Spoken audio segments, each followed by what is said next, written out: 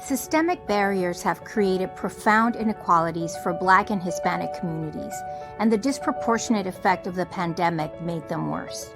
To lift our communities, we are helping drive economic inclusion and increase home ownership, access to affordable housing, entrepreneurship, and broader financial health.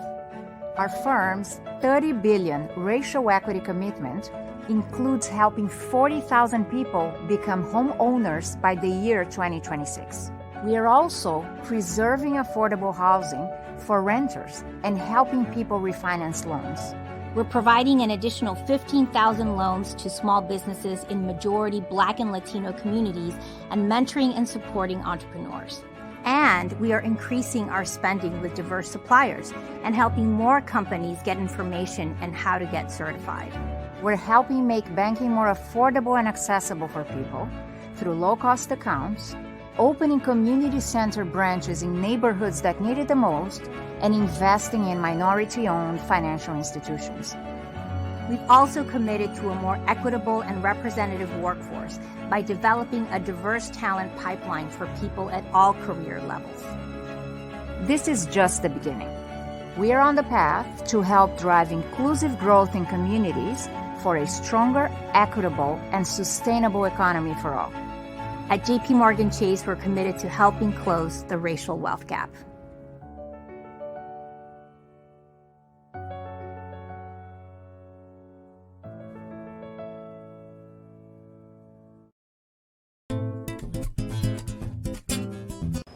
"2021 will go down as a year of growth. Considering the challenges the world has faced in the last 19 months, we have found new ways to serve our community of powerful Latinas. Most importantly, to help our mujeres poderosas continue to thrive by securing resources to minimize the impact they face due to social inequity of gender pay gap. Our community has expanded by creating more community partnerships to help expand opportunities to network and growth both professionally and personally, such as Grow with Google, the Alley Theater, and the National Diversity Council. We've even added mentorship to help our members navigate through the challenges they are facing in their careers, personal growth, and finances. Our membership has expanded into 8 states. Throughout 2021, we have increased our engagements with Latinas all over the U.S., Mexico, and Puerto Rico. Since January 2019, we have helped over 2,300 Latinas, ranging from the ages of 17 to 60. We were awarded 28 scholarships for over $23,000 to Latina students, professional, and business owners. And we are on target to give another $10,000 this year. Power on Heels Fund Incorporated continues to stand for the economic empowerment of Latinas. Here is what our members say about Power on Heels Fund Incorporated and what it stands for them. Power on Heels stands for partnerships. What does Power on Heels Fund stand for? Mentorship. Power on Heels stands for community.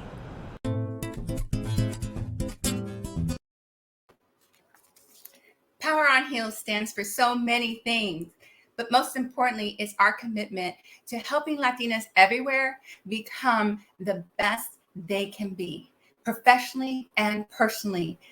Their economic growth is so critical to who we are as an organization. Throughout the day, you're going to hear so many ways that we're committed to this effort of just making sure that every woman, every Latina is the best that she can be. My name is Yvette Mayo, and I'm the founder and CEO of Power on Heels Fund. This is just an amazing opportunity for all of us to get together and share and celebrate all the things that we've accomplished. What's so important about celebrating is that we don't take enough time out of our days to do that. We've done so much. We've come a long way. We've got through the week, and today is Friday, and we begin the celebration of who we are as powerful Latinas today. Our theme today is Powerful Latinas That Lead. It's not just the women and the people you will meet throughout the day, but it's you and everyone around you. We have the personal choice to lead each and every day. Throughout the day, or throughout this conference that we've put together for these last few months, it's important for you to see all the things that we're committed to. We have surprises, we have reveals, we have special presentations, we have some amazing speakers. We have all of these things set up just for you. But what's so important is that Power on Heels is moving forward into a new place. 2022 is bound to be a wonderful year. It'll be our 4th year in existence. But we're going to start off this conference with a special reveal that all of you will need to see on this will help you see some of the things that we're going to be doing in 2022. So from us to you, here's our reveal.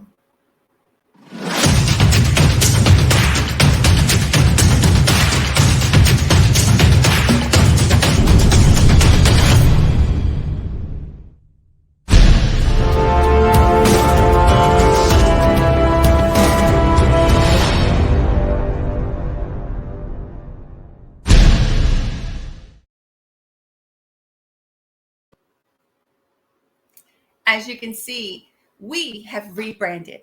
Power on Heels is all brand new. We're changing who we are, and it starts with our brand. It's not who we are, but what we're doing. We're moving into the future with a new look and a new feel. We have rebranded.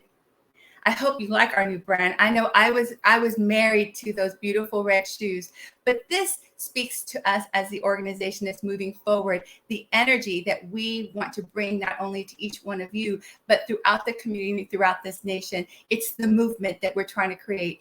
Power on Heels is focused on the economic empowerment of women, of Latinas specifically, and we hope that this brand not only represents us, but it represents you.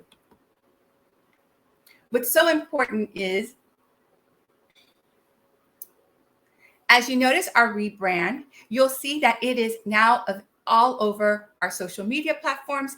Our website has been converted. And from this point on, when you hear about Power on Heels, this is the Power on Heels of the future. So we're super excited. We wanted to share that with you. And we're also trademarking Power on Heels Fun. And so you will be able to see how committed we are to this brand, that not only are we trademarking the name, but the look and feel of who we are. So enjoy the energy behind this, and just let's band together and support this new brand as we move forward.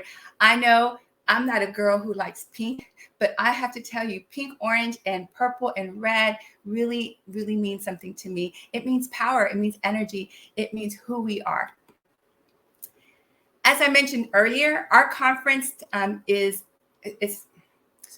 conference theme is Powerful Latinas That Lead. And why is that important is because we don't need the reminder. We know that we can lead. But here, it's a celebration of all of us. Powerful Latinas that lead each and every day in our homes, in our communities, in our business, around the world. We will continue to stand for the economic empowerment of Latinas. We'll be cultivating strong, confident leaders, and we will continue to work on minimizing the impact of the social inequity of gender pay gap. Why is that important? Is because Latinas, we suffer at the greatest offense when it comes to gender pay gap inequity, and that needs to change. And it doesn't just start with this community, it also starts with you. As an organization, we continue to serve powerful Latinas who want to connect, learn, and excel personally and professionally. Throughout our programs, we have membership, we have mentorship, we have networking, and we also provide scholarships. And you'll see some of those things throughout the day today, especially the scholarships. We want to share some great news with all of you. We've been able to partner with Centerpoint Energy, and the Centerpoint Energy Foundation has awarded us $10,000 in a grant that will allow us in 2022 to kick off our Latina Leadership Program. So you'll keep in touch, keep connected through our social media on our website, because you'll get information on our first session, hopefully starting in March of 2022. We continue to build partnerships with great community partners such as Chase. And our financial mastery series called the Latina Wealth Building will begin next year. It's a 4-part series with our partner Chase, and you're going to love being part of this because, again, we're committed to the economic empowerment of women, of Latinas. And why is that important? Because one thing that we never talk about is money. One of the things that we think about after we lost money or didn't invest it properly or didn't do all these things, is, man, I should have done something differently. Our goal is to help create greater awareness, but most importantly, build a knowledge base that makes you feel confident when it comes to your money. So we're looking forward to working with the team at Chase to make that happen in 2022. Now let's talk about today. There's a lot going on today. You've seen the reveal. You've heard about our grant. You've heard about our trainings that are coming in the future. That's all great and that's all wonderful. But let's talk about today. Today is so critical. And one of the things we want to begin doing is thank our title sponsor, Chase, for coming on board and supporting our efforts in making this event possible. So thank you, everyone at Chase today. We also want to thank all our partners who've come on board to support us. These are our sponsors. They've all worked in some way with us to make this event possible, whether supporting a portion of our conference or helping us with achieving our goals to get here. They've all contributed in their own special way. So I want to say a special thank you to all of you. As we continue to talk about today, this is what you can expect. We've got a lot going on in the 3 hours that we've packed into today. We have 3 amazingly powerful speakers that you're going to love. You're going to see them. And let me tell you, take lots of great notes because these women are going to drop some knowledge on all of you, okay? Because we want to make sure that you leave this event differently than you started, okay? That's one of our first commitments. Then we're going to move over to our 2001 Power Heal Community Awards. These people have been helpful not only in helping us achieve our goals, but they continue to support the Latina community all over Houston, Texas, and the nation. We also will move over and hear from our wonderful performance from a Latin Grammy nominee singer. You're going to love this special performance. It's a special song she is singing just for us today. So she's going to be tuning in. Also, we have our Power on Heal scholarships. We have a wonderful array of students and professionals who won this year's scholarships. You're going to love and enjoy that. And then we are going to end with our culminating event, which is our fabulous keynote speaker.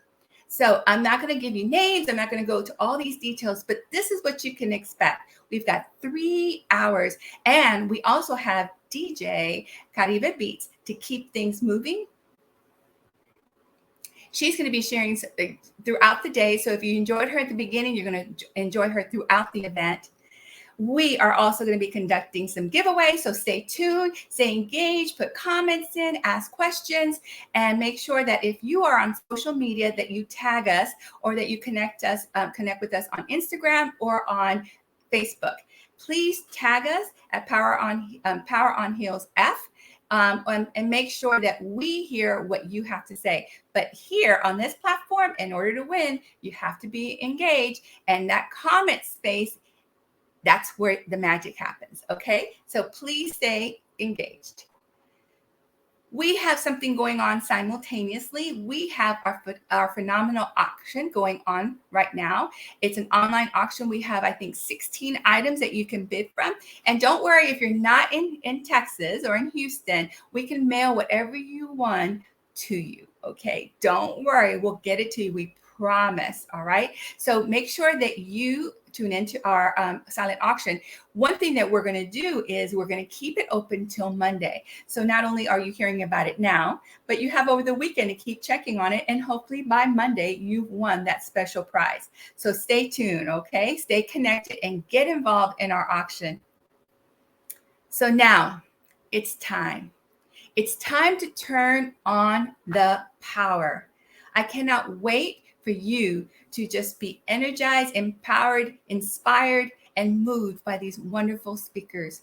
So let's get ready to see our 2021 third annual Power on Heels Conference and Scholarship Award begins right now. Are you ready?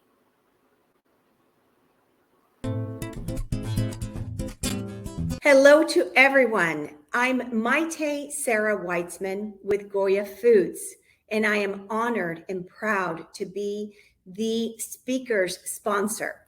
I've been sponsoring this incredible group of women for a few years, and I love what you do, and I'm honored to be here. Our first speaker is Valentina Bravo.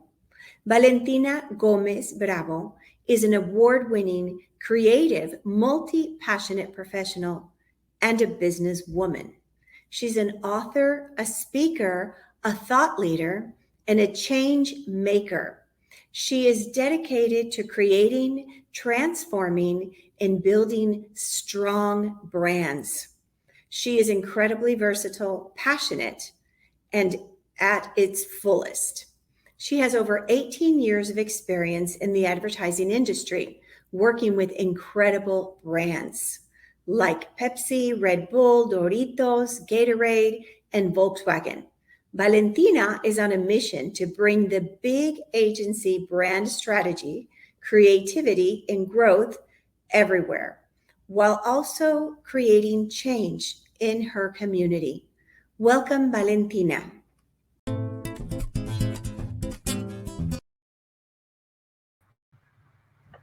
Good morning, everyone. So happy to be here. Thank you, Maite, for that amazing introduction. I can't wait to start talking with you about everything I have to share. We're going to be talking about branding. I'm going to be sharing a little bit about me, and I'm happy to see all those comments coming along. I danced this morning to Cari Beats, so I am ready to go, and I hope you guys are too. Thank you to Power on Heels for the invitation, and I can't wait to get started. So I would love to share my presentation with you. Thank you so much.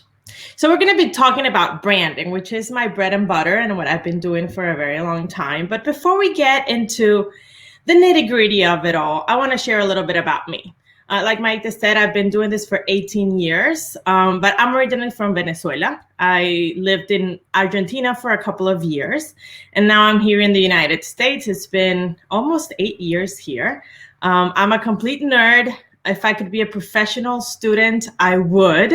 I have several degrees. I love studying and learning about people, how they tick, how they work, who they are, and how that is connected to what I do in brand building and sharing experiences and helping entrepreneurs and businesses connect with the world.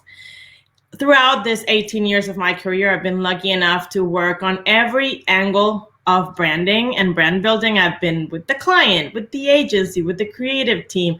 I've been the entrepreneur. So that gives me a unique perspective where I have the privilege of combining my very rational brain with my very creative brain and sharing my heart and what I do with everyone. And I absolutely love what I do. Single, no kids, but this is Hershey. He's my puppy and the current love of my life. He always makes an appearance because I think the love for what we do and what we have in our lives is very important. Being a dog owner was not part of my brand. It is now.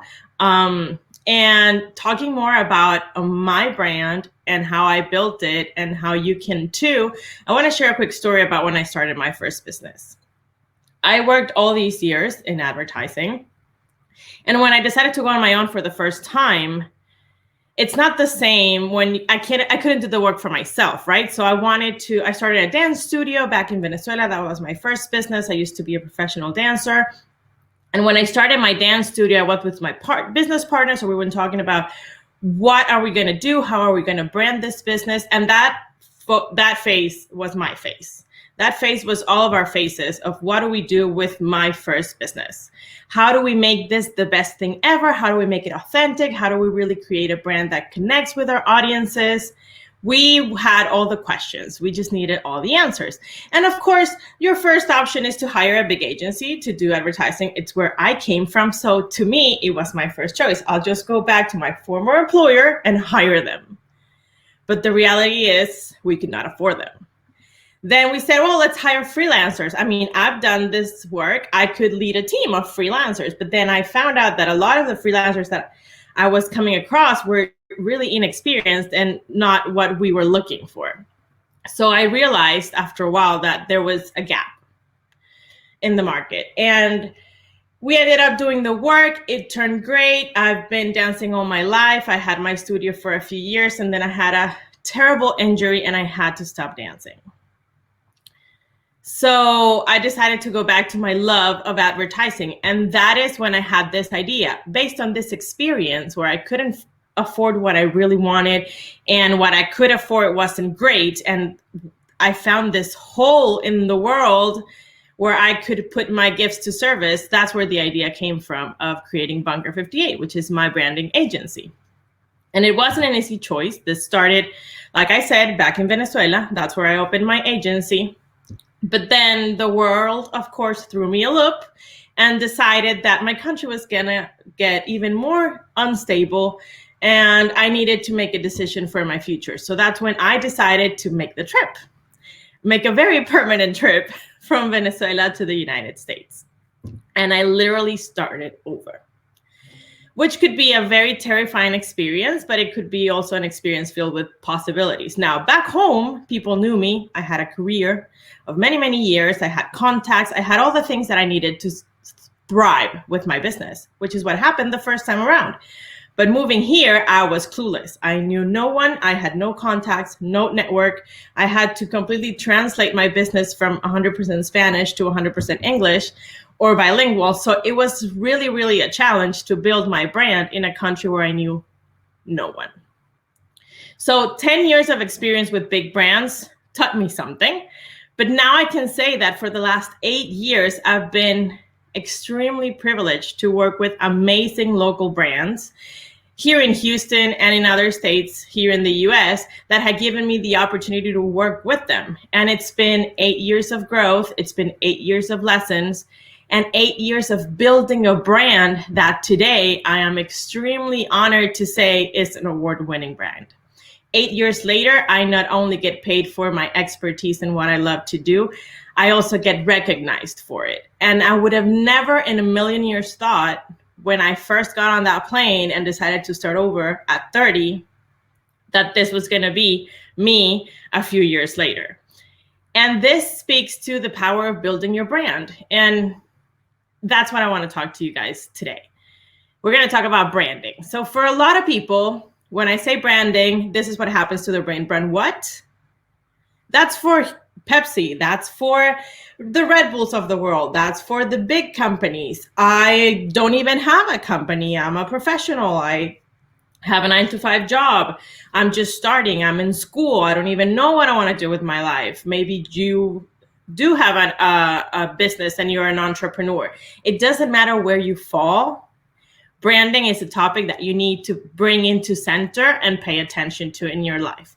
Because really, your brand is a set of expectations. It's the memories, it's that feeling, it's that connection and that story and relationship that you and your customers or you and your relationships or you and your network have. It's that decision to choose the product over and over again. It's that decision to choose that service or to choose that person over and over again over something else. If we want to be super, super straight to the point, your brand is your reputation. So we all have one, whether we want to or not. Your brand is literally what people say about you when you're not in the room. So that's why I always want to remind people that this is not only about being in business. This is also about how you portray yourself in the world. We all have that friend that's always late. And let me know in the chat if you have a friend that's always late, because I know I have a few. That is part of their brand. If you've ever found yourself telling them the party is 30 minutes earlier than it actually is, just so that you can make sure that they get there on time, then you are very aware that being late is part of their brand. If you have that friend that gives the best hugs, that's part of their brand. If you have that coworker that just dresses beautifully and you wish you could steal their closet, that's part of their brand. So we all have one, whether we realize it or not. So it's very important that we take control over the narrative and we decide how we want to be perceived. Now, as I've been mentioning, brands can be personal or commercial. We have a lot of entrepreneurs that have gone out into the world creating their personal brands. Influencers work on personal branding. And then we have companies and organizations that work more on a commercial brand. Now, why should we care about building a brand? I mean, why do I have a 9-to-5 job and this is the career that I love and that I chose and I'm not selling anything? Why should I care? about a brand. Oh, I just started my business. We're super, super tiny. We're working out of our garage, and I really don't see this, it's a hobby for now. I don't want to take over the world. I just want to help my people. Why should you care about having a brand? Because at the end of the day, we people buy people. That's how we make decisions. We don't really go to that hairdresser because she has the best hair dryer or the best shampoos. We love them and what they can do for us. We pick a lawyer more for the person, that how they behave in the courtroom. Yes, we want their skills to be the best, but we do need to connect with the person that's providing that service, that's providing that product. And as humans, that's what we can connect to. That's what we recognize. We recognize the person behind the company. We recognize the person that's sitting on the other side of the call. We, at the end of the day, what we buy is people. And people, we need to connect, because that is who we are. That is part of our nature.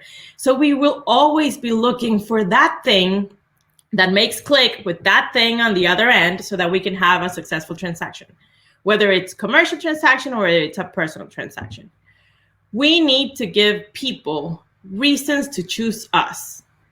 Whether that is you're applying for a new job, you want to make sure that your professional brand is on point and that prospective employer just falls in love with you and has nothing to think about than just give you the job and probably give you a raise. We want to give people something else besides our skills to be a reason why they choose us, why they choose our product, why they choose to give money to our organization and not another one. It's extremely important because really business is extremely personal. I know we've heard growing up a million times, business is business. There's nothing personal about business. That is not the way the world works today.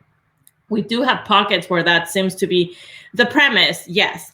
But at the end of the day, deep down, business is more personal than ever. And you might be seeing this in the world out there with all these brands that have not really been doing things in a great way and have been suffering the consequences. Every time something happens in the community, the way brands respond, people didn't pay that much attention before, but they do now. And that has a direct consequence in how the business does. That's had direct consequences in how our careers go. If people believe and share your values as a company, as an organization, as a professional, they will stay with you because they connect with you on a deeper level.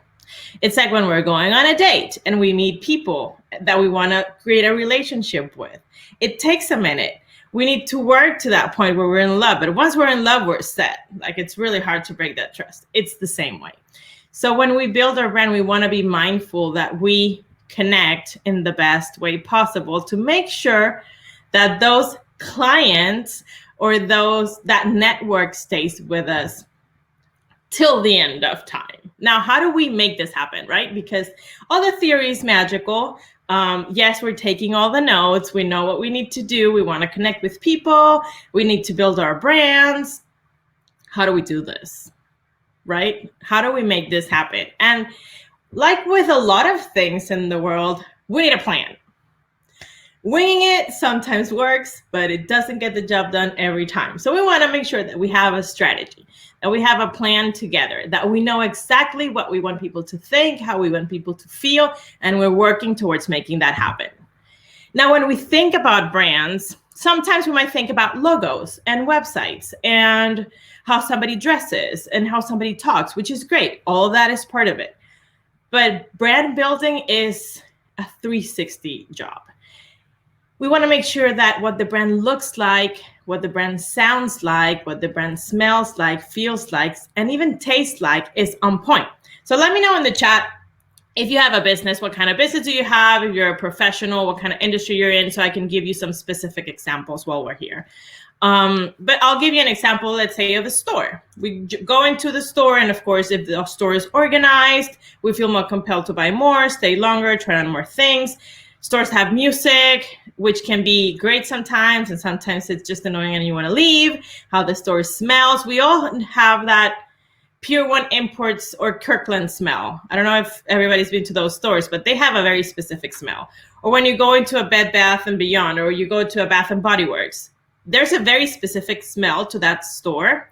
And when you go anywhere else and you smell the same thing, it automatically brings you back. So even the smells matter. When you go into a restaurant, you want it to smell amazing, not foul.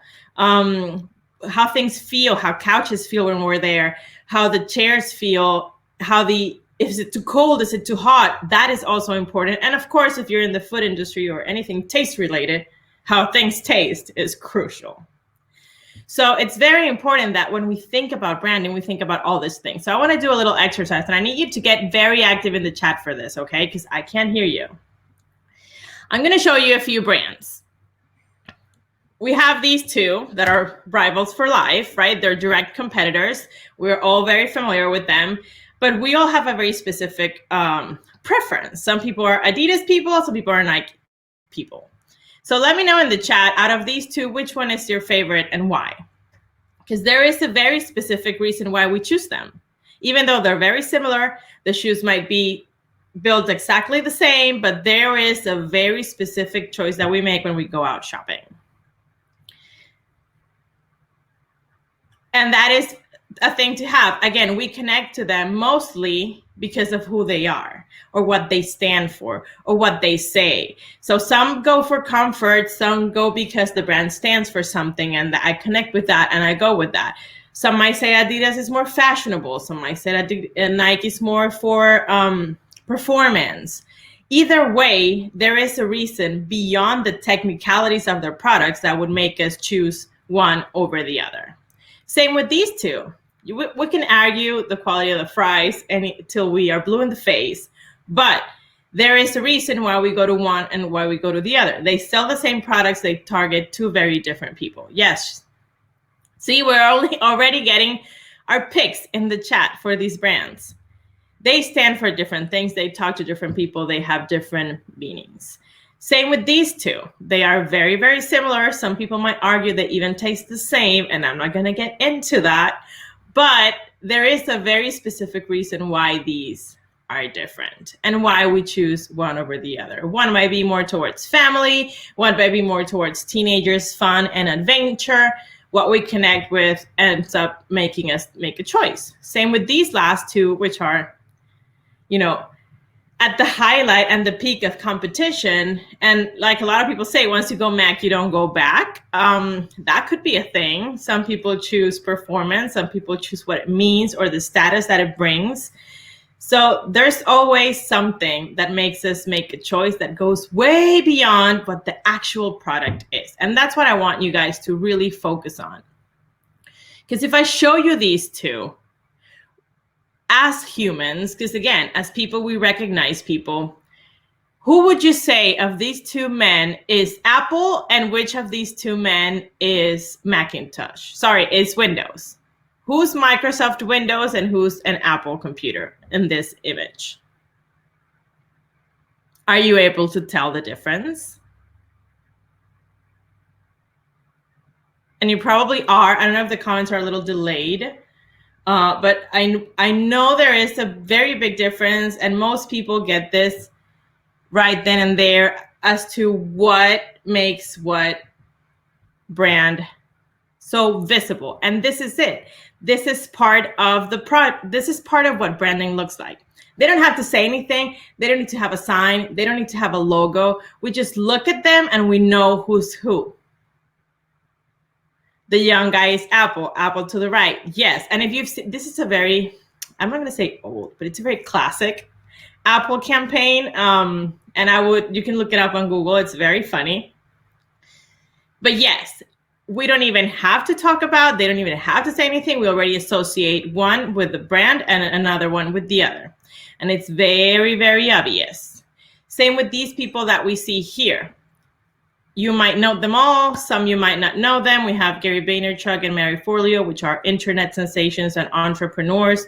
Of course, we have Oprah. We have our friend from Virgin here. We have Ellen, and then we have our very own gallery furniture superstar. We know them, but we know them as more as what they sell. We know them as people. We connect with them on so many different levels beyond what they actually sell.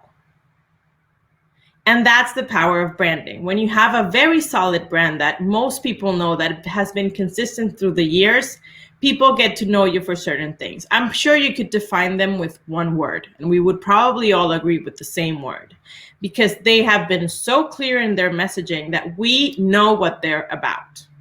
And that's what branding does.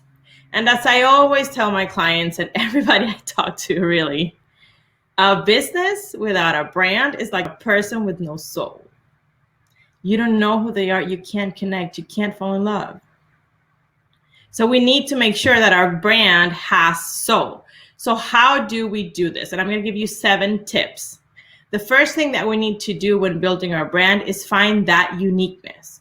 What separates us from everybody else? There is one thing that's uniquely yours, and that is not necessarily a product thing. That could be how you deliver the product or how you address that product.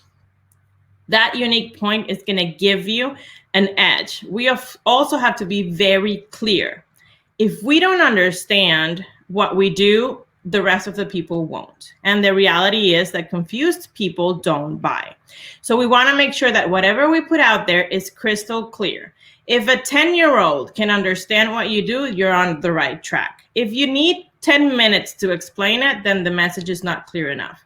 If you've asked 10 people that have been working with you for a while and they still don't know, then we haven't done a really good job. So we have to make sure that we're crystal clear ourselves, and that when we share that message clearly to others as well. We need to be intentional about everything that surrounds our brand.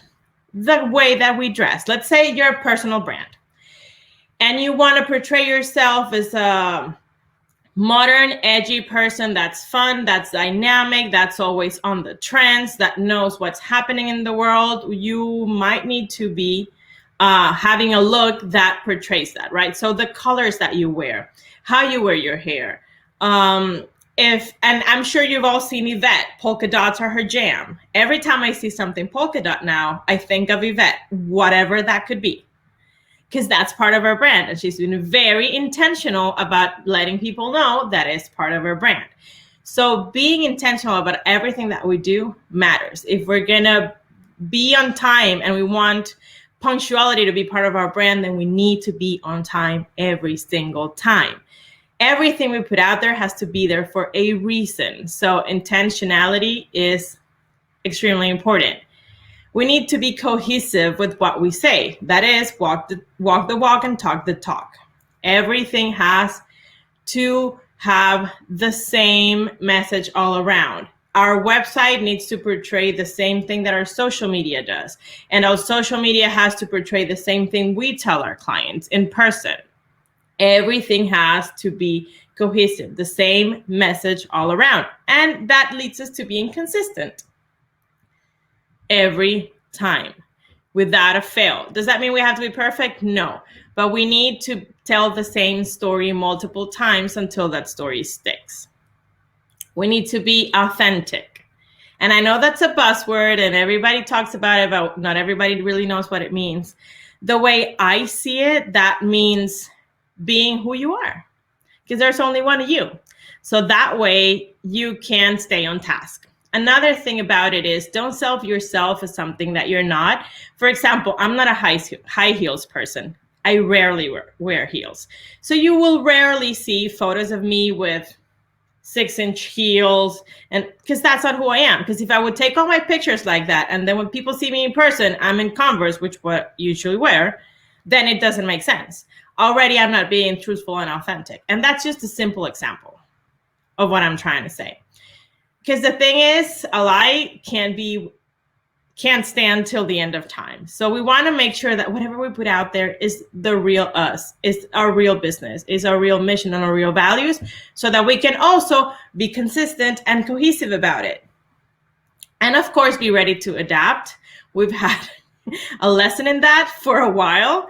So we need to be ready to adapt at any moment and move on with the times and make sure that we can always stay on top of what needs to happen. And of course, have empathy, not only with our clients and the communities that we serve, but with ourselves as entrepreneurs or as professionals and brand builders. Your brand is your superpower. So whether you create a brand for your business or you create a brand for yourself, this is going to give you everything you need to move into the world confidently and create something that truly represents you. And all of this has to come from a plan. We want to make sure that we have a plan that we can execute and be sure that we can get together and be consistent with and move forward. So this is going to have to include at least 3 things, okay? Brand visuals, brand content, and the soul of your brand, which is the most important. Like I mentioned before, we have to be a 360. We have to do a 360 approach to our brand strategy. And that means our brand visuals, which would be part of the outside of our brand. If we think of our brand as a person, right? Our logo, our business cards, our packaging, our website, our social media, our storefront if we have one, the photos that we take, the marketing materials that we put out there, how our resume looks, how our website looks, how our LinkedIn profile is prepared. If we do emails, how we write our emails is also very important. Any promotional materials, we also need to take care of these and pay attention. Again, this is the outside, the how it looks to the world, right? We are really good at taking care of that as women for ourselves. So we need to make sure that our brand is also taken care of in this way. Now, the brand content is also an outside-facing component of our content, and that would be your website, your blog if you have one, your social media channels, your SEO strategy, your videos, your email marketing, your newsletters, your lead magnets, anything that you, again, your emails, please be mindful, your text messages, the way you talk to people on the phone. All that is content related, everything we put out there into the world is also part of our brand. And the most important part of brand building is the soul of your brand. Is your values, your mission, your vision, your customer journey, your customer experience. If you don't own a business, what is it like working with you? Are you a team person? Do you work with a team? How does your team work?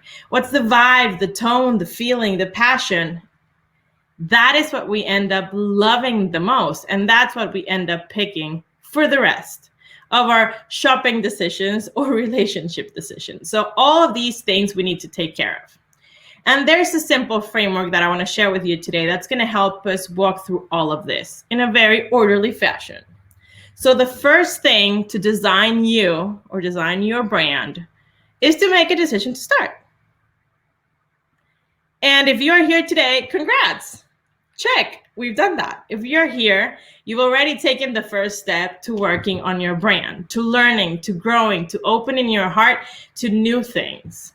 So that we got covered. Second step we need to take is evaluating where we are. We can't fix something we don't know. We can't make something better that we don't know how it stands today. So I invite you to do an evaluation. Where you are now, where you want to be. You can do emojis, you can do a list. If you're a spreadsheet person, do a spreadsheet. If you have a business, list everything. How's my logo? How's my website? How is my team doing? Do I need to hire more people? Do I have all my things in place? Happy face, face, or sad face? How am I doing with all my visuals? How am I doing with my content? Make a list. I love lists. Make a list and check where everything is at. That way we can make our to-do list or our roadmap on the things that we need to work on from that audit. That is going to give us a clear picture of the steps we need to take to get to where we want to go. Step 3 is to make sure our message is clear and streamlined on how to best sell ourselves. So we're going to answer the following questions. What am I doing or selling? Who am I or who am I as a business? Why do we do what we do? How do we do it? When do we come into play in people's lives? When are we important? When is our product the best for our audience? And then where? Where do we sell? Where do we stay? Where do we talk to people? Where do we connect?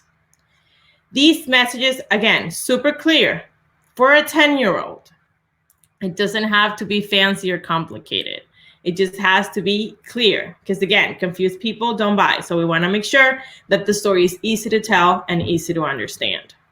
Once we have that message, once we decide to start, once we know the things we need to fix, then we need to identify who we want to serve with this. who is going to be the recipient of our magic.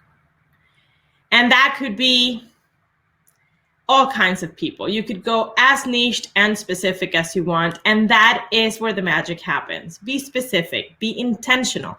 Remember those things we talked about before. Who can I serve the best? Who are going to connect with my message the most? And once we figure that out, then we get everything consistent. So I want to talk to these people. These are my magic powers. This is what I need to fix. Does everything match? Am I telling the same story everywhere? Am I being cohesive? Am I being consistent? Am I being authentic enough?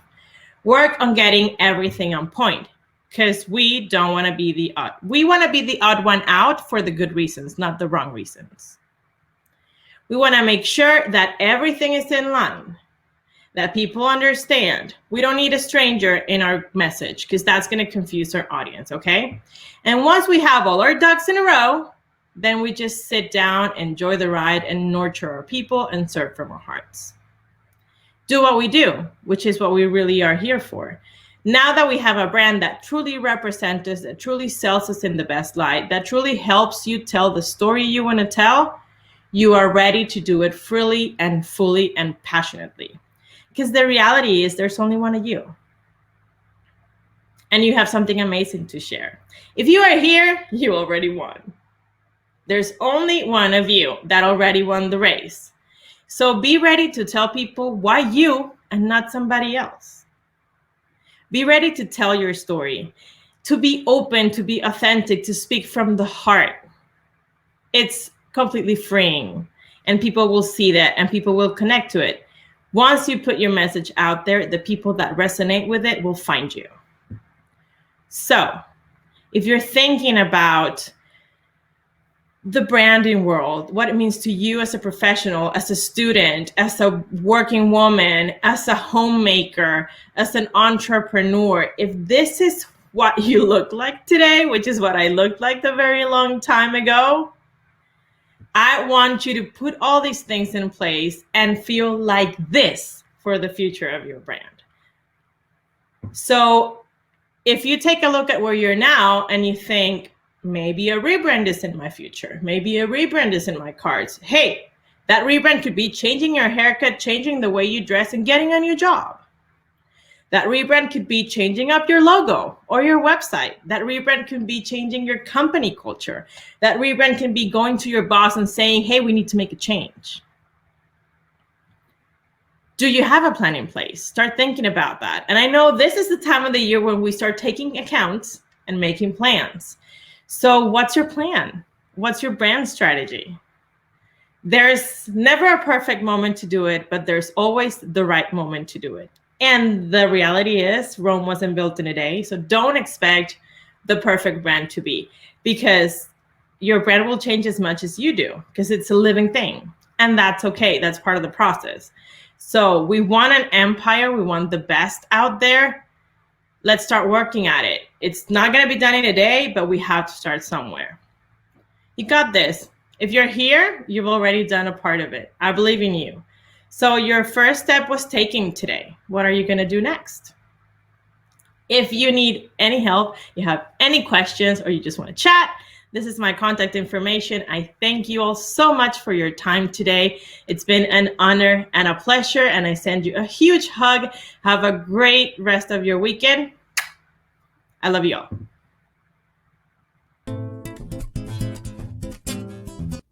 Our next speaker is an incredible woman, Victoria Rodriguez. Victoria Jenn Rodriguez is a career and life coach, brand strategist, and talent management consultant. She's a business mentor and an acclaimed international keynote speaker. As a strategic visionary thinker for 20 plus years of experience, she consults leaders on how to optimize performance while maintaining a focus on emotional intelligence, reflection, and a life balance. She is the founder of the Women Who Roar Club.com, of a coaching program that teaches women around the world how to be bold and how to take control of their lives. Victoria Jenn is the host of the wildly popular IGTV series, Women Who Roar.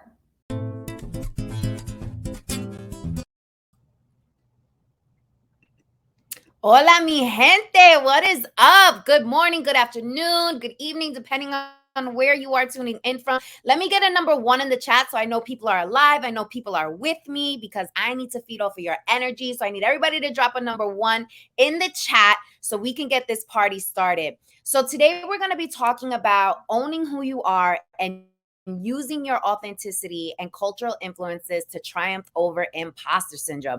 Now, look, in order for us to actually receive the messaging from today's presentation, I want you to get emotionally ready for raw truths, okay? Because some of this stuff you might hear in today's presentation might trigger you, and that's a good thing because when we're triggered, we usually take action, we respond, all right? So I want to make sure that you are ready for this. I see the ones in the chat. I love it. I love it. All right, so we are emotionally ready for raw truths. Let's start with a story. So this is young Victoria Jenn here. This is at Lehman Brothers on Wall Street, my first job out of college. Now, an interesting thing happened when I started this job, all right?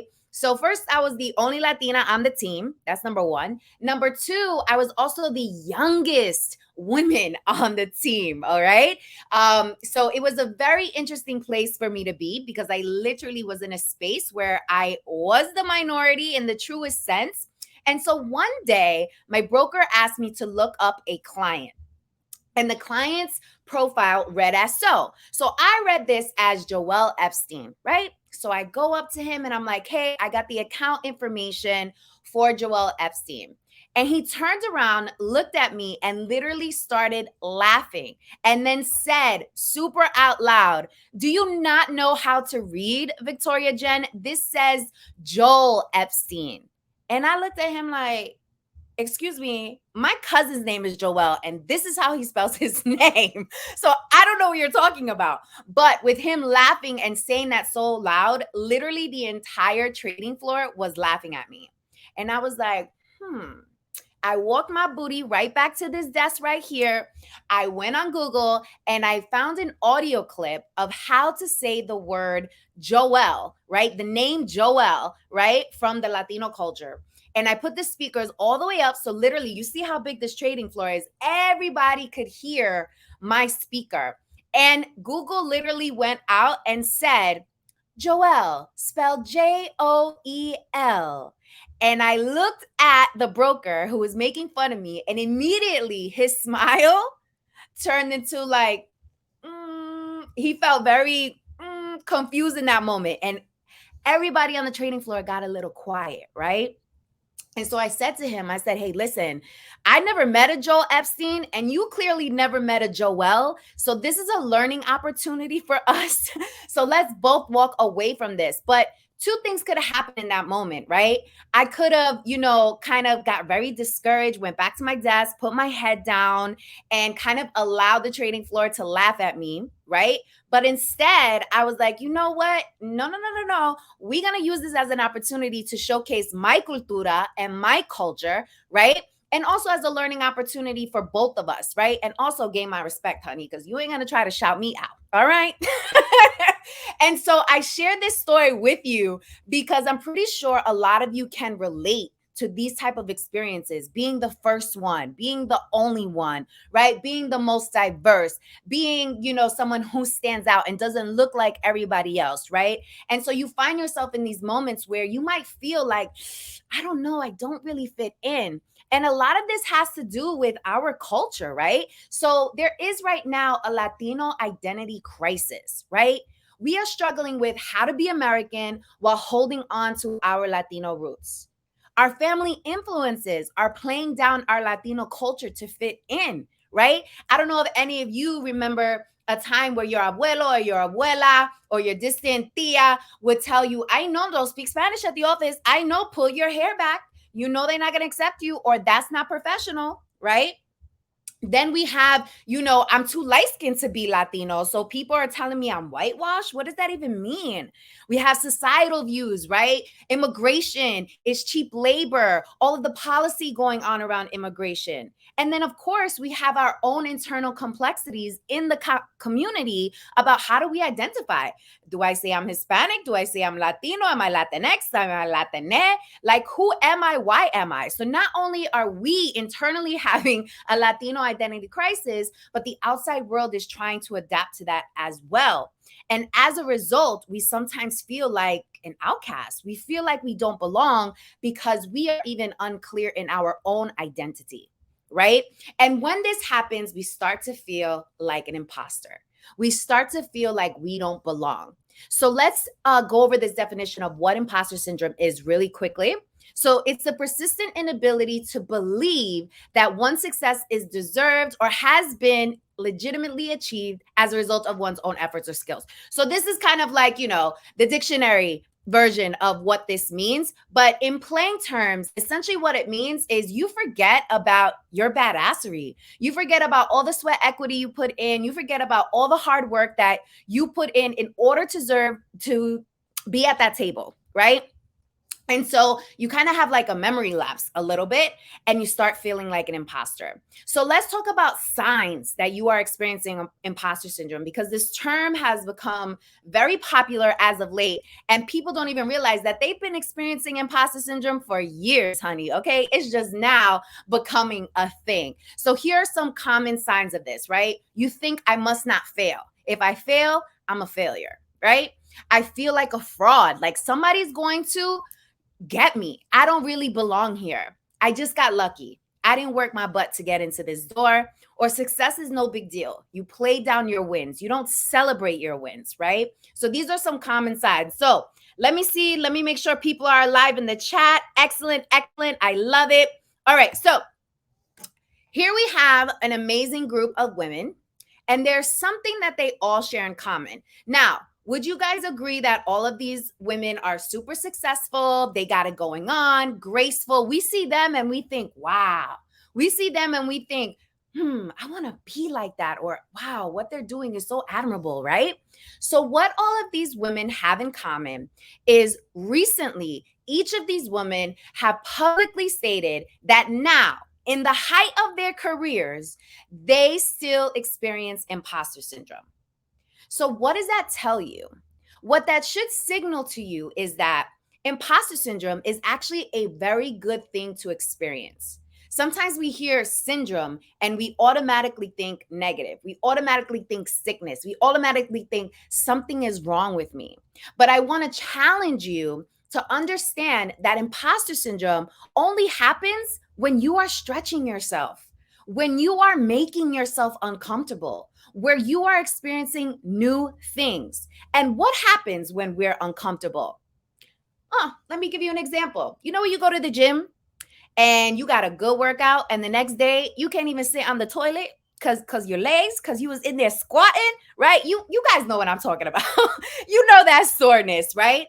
But what does that indicate to you? It indicates that you actually put in work, right? And then little by little, you're going to see that little bump, behind there, right? So I want you to think about this in the same context when imposter syndrome, right, comes up. This is a good thing. This means that you are stretching. This means that you are continuing up the ladder of success, right?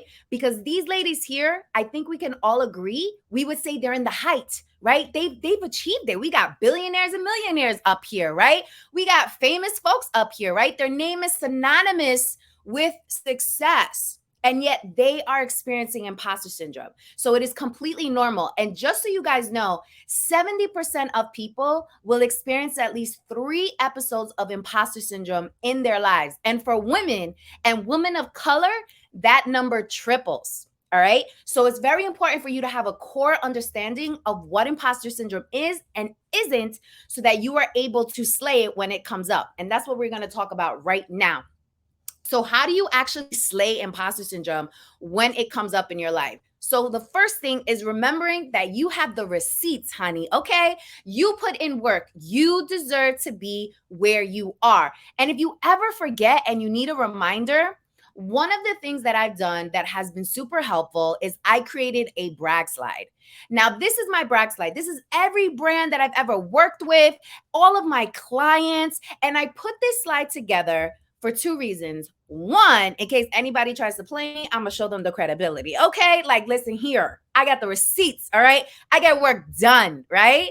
But most importantly, I did this for me, right? I did this to serve as a reminder for me, like, wow, I really came a long way. Like, wow, I really was able to like partner with these brands. So sometimes we need to remind ourselves again of our badassery, of our magic, of our essence, so that we can walk more confidently into spaces and not feel like a fraud and not feel like we don't belong to be there, because we're reminded of the work that we put in order to deserve that spot. Write in the chat, brag slide, so I can see you guys are with me. All right. So the second step here is let go of perfectionism. Y'all, we do this to ourselves. Tell me if you don't do. Listen, man, this is my motto. I'm going to share my motto with you guys, and this is it. Progress over perfection. Write this in the chat. Progress over perfection. Again, progress over perfection. So whenever you find yourself getting stressed out or having major anxiety because you feel like you need to be perfect, I want you to think about Victoria Jenn said, progress over perfection. Step 3, hard work, not luck. You put in the sweat equity. You put in the work. You deserve to be there. And the brag slide will help you to remind you, all right? So that you understand that you put in the hard work. And this is not because you're lucky, okay? This is not because you were Latina. This is not because you were a woman. This is because you have the intellect, you have the skill set, you have the emotional intelligence, and by far you have the gravitas, okay, to get it done, all right? Yes, I see it in the chat. Love it. Hard work, progress over perfection. Okay, so next, I want to share with you my imposter syndrome don't panic framework. And I'm moving fast, guys, here because I'm limited on time. So stay with me, okay? So the first part of the don't panic framework is self-awareness, right? And I want you to consider this framework whenever imposter syndrome comes up so you can work through it, all right? First step is self-awareness. You need to know when you feel imposter syndrome creeping in. Is it when you're about to give a big speech? Is it when you're about to go step into the boardroom? Is it when you're going to have a difficult conversation with a spouse, a colleague, a friend, right? Write down when you are experiencing imposter syndrome so that you can pay attention to the trends so that you know and can prepare prior to you going into that type of experience. You can prepare in advance, okay?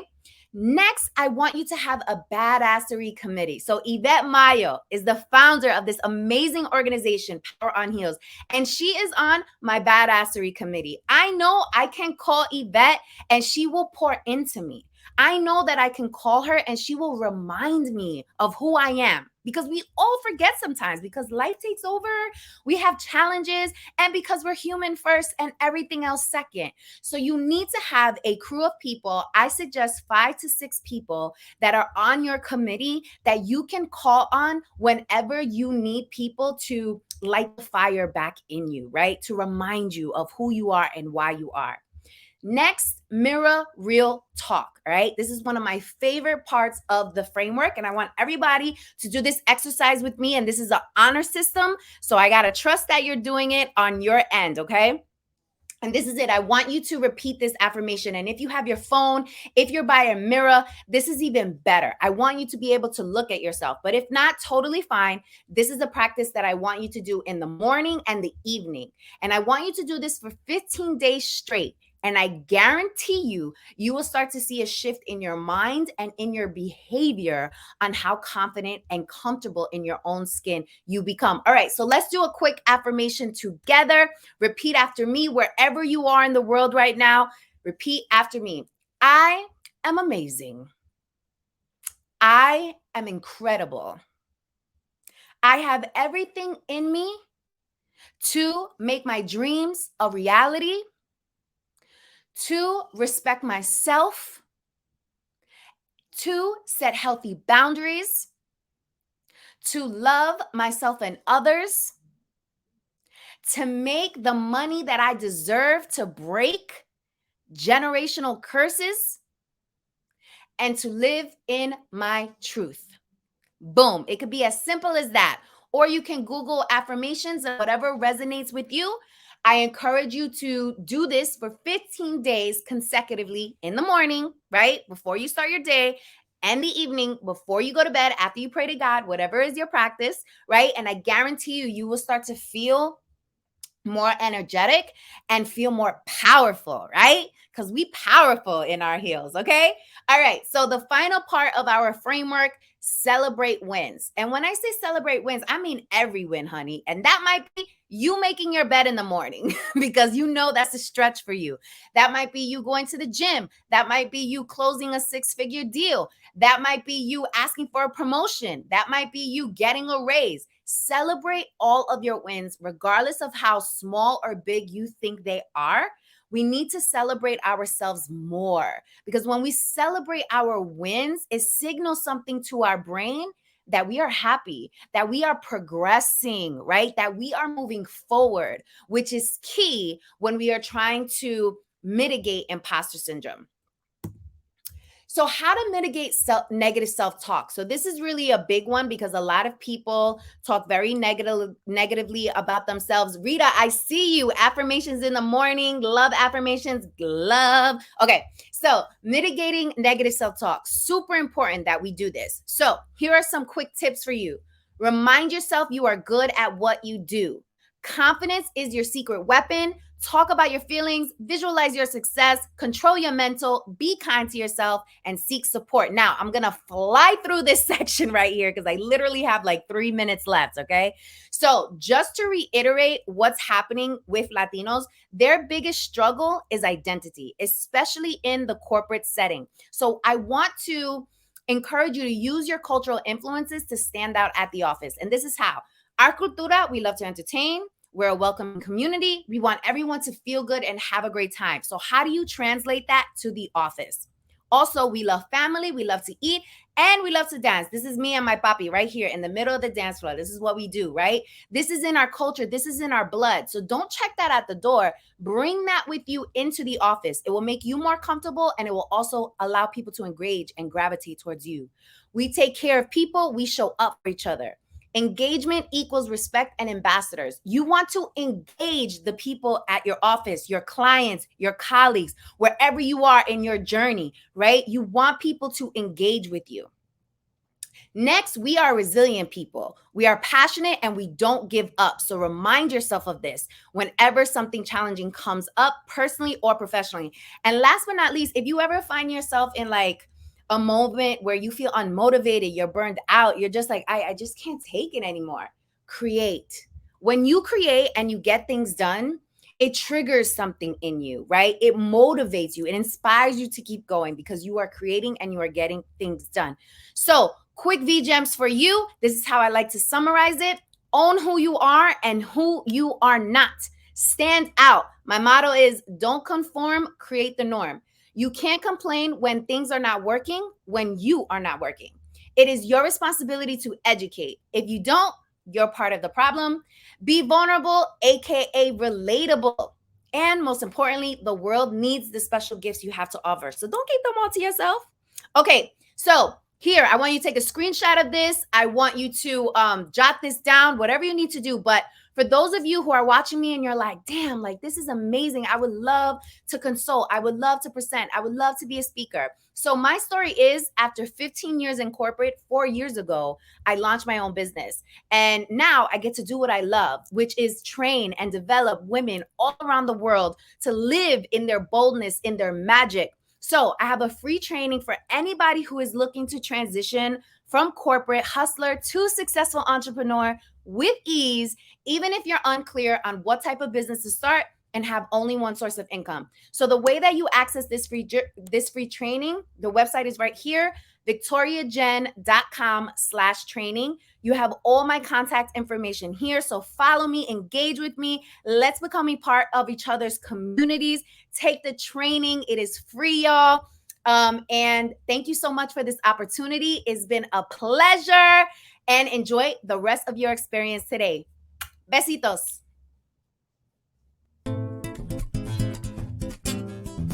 Laura Flores Simmons is the Community Impact Team Director, Greater West Region. She's focused on executing Chase's racial equity commitment. Her current cities include and focus on Dallas, Houston, Phoenix, and Seattle. She started her current role in July of 2021. She has worked with Chase and its predecessors for over 26 years. Laura received her BBA from the University of Texas in Austin. Go Longhorns!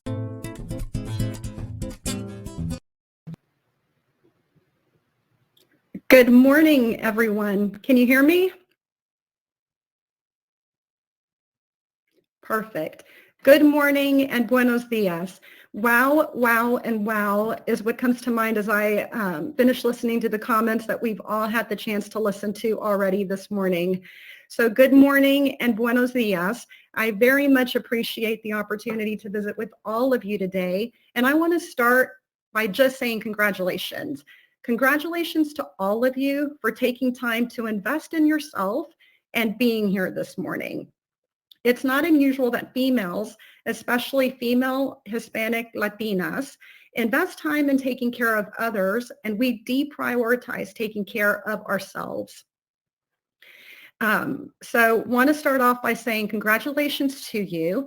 And I want to also share that as I've gotten older, it's easier for me to understand and to buy into why airlines tell all of us in case of an emergency to put on our own oxygen masks, right? We can't help others if we haven't first helped ourselves. So to me, this is an example of you putting on your oxygen mask this morning to focus on taking care of yourself and putting yourself in a very healthy career and financial health mode to help yourself and then be in a position to help others around you. This is something that you should be very proud of and that you definitely need to celebrate. My name is Laura Flores Simmons, and I am JP Morgan's Community Impact Greater West Lead. I know that's a really long title, and what it really means is that I'm charged in partnering with our local banking leadership teams in Texas, Arizona, and Washington State to execute on our racial equity commitment. The commitment is all about helping to close the racial wealth gap and focusing on the largest drivers of the financial wealth divide that includes homeownership, affordable housing, small business loans to diverse customers, and financial products and services that help Black, Hispanic, and Latino people across the entire economic spectrum continue to build wealth. I share some interesting points in a minute that provides context around why we decided this work was needed. But first, want to share a very quick update in terms of what our commitment is focused on. It's $30 billion. 26 billion of it is focused on affordable housing and home ownership. So the 26 billion is divided in two categories. 12 billion of it is focused on mortgages, 8 billion for new mortgages for approximately 40,000 new homeowners, and then 4 billion to refinance existing mortgages.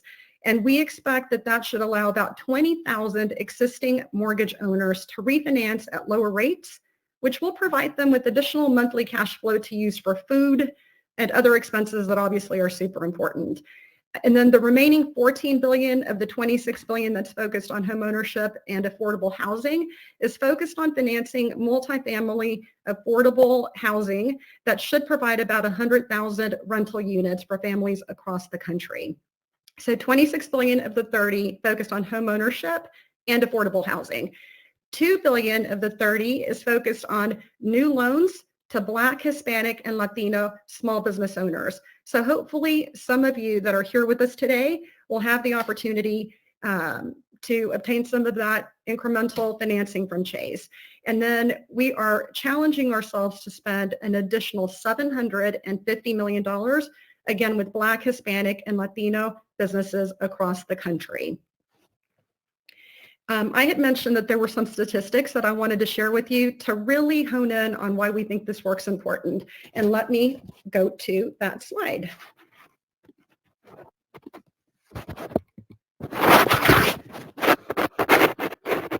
Okay. I am not going to go through all of these circles, but I am going to point us to 4 of them.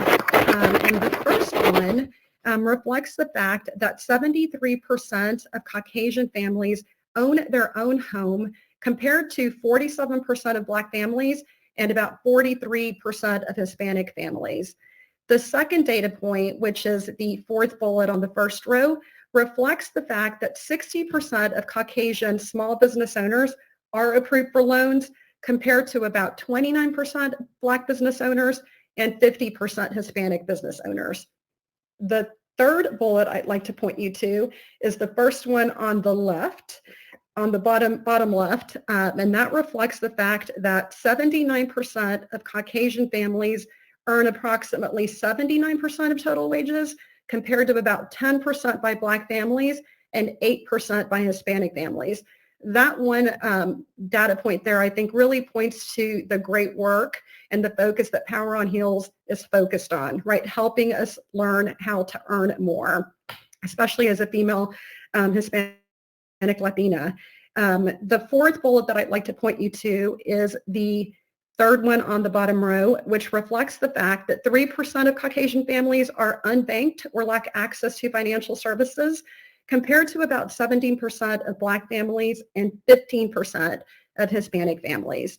So those 4 bullets, along with all the other data points and a lot more that are not even on this page, translates to roughly about 85% of our country's total wealth is currently held by Caucasian households, and about 7% is owned by Black and Hispanic families.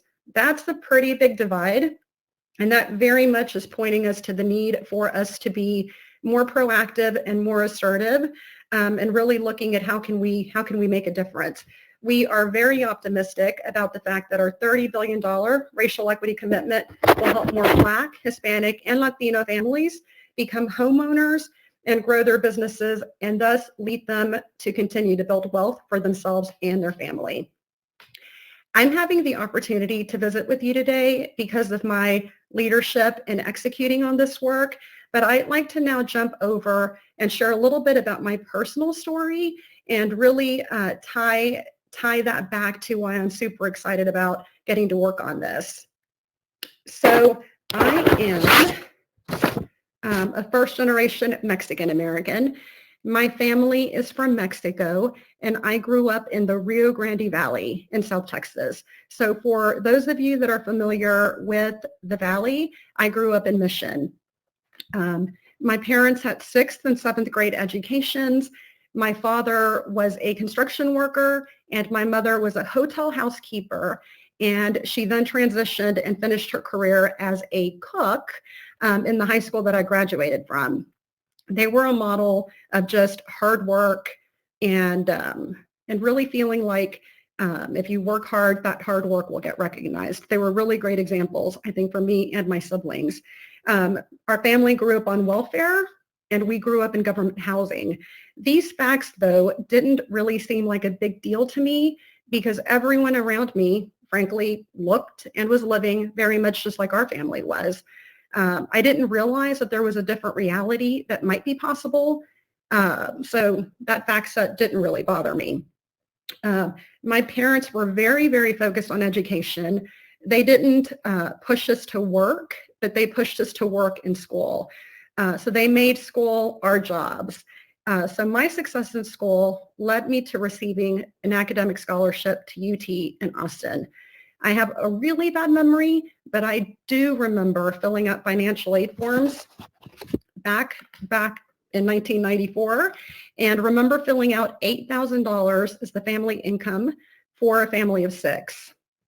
As my family thought about success, for us, success really was about getting into college, getting a college degree. We didn't really spend time talking about what a college degree really meant, what we could do with that college degree. And we didn't do that or have those conversations because we didn't have people around us. We didn't have family. We didn't have friends that could really provide advice and guidance on how to think about it. So frankly, my plan was to get the degree and move back to South Texas. And then frankly, once I got there, would then figure out what I was going to do with that degree.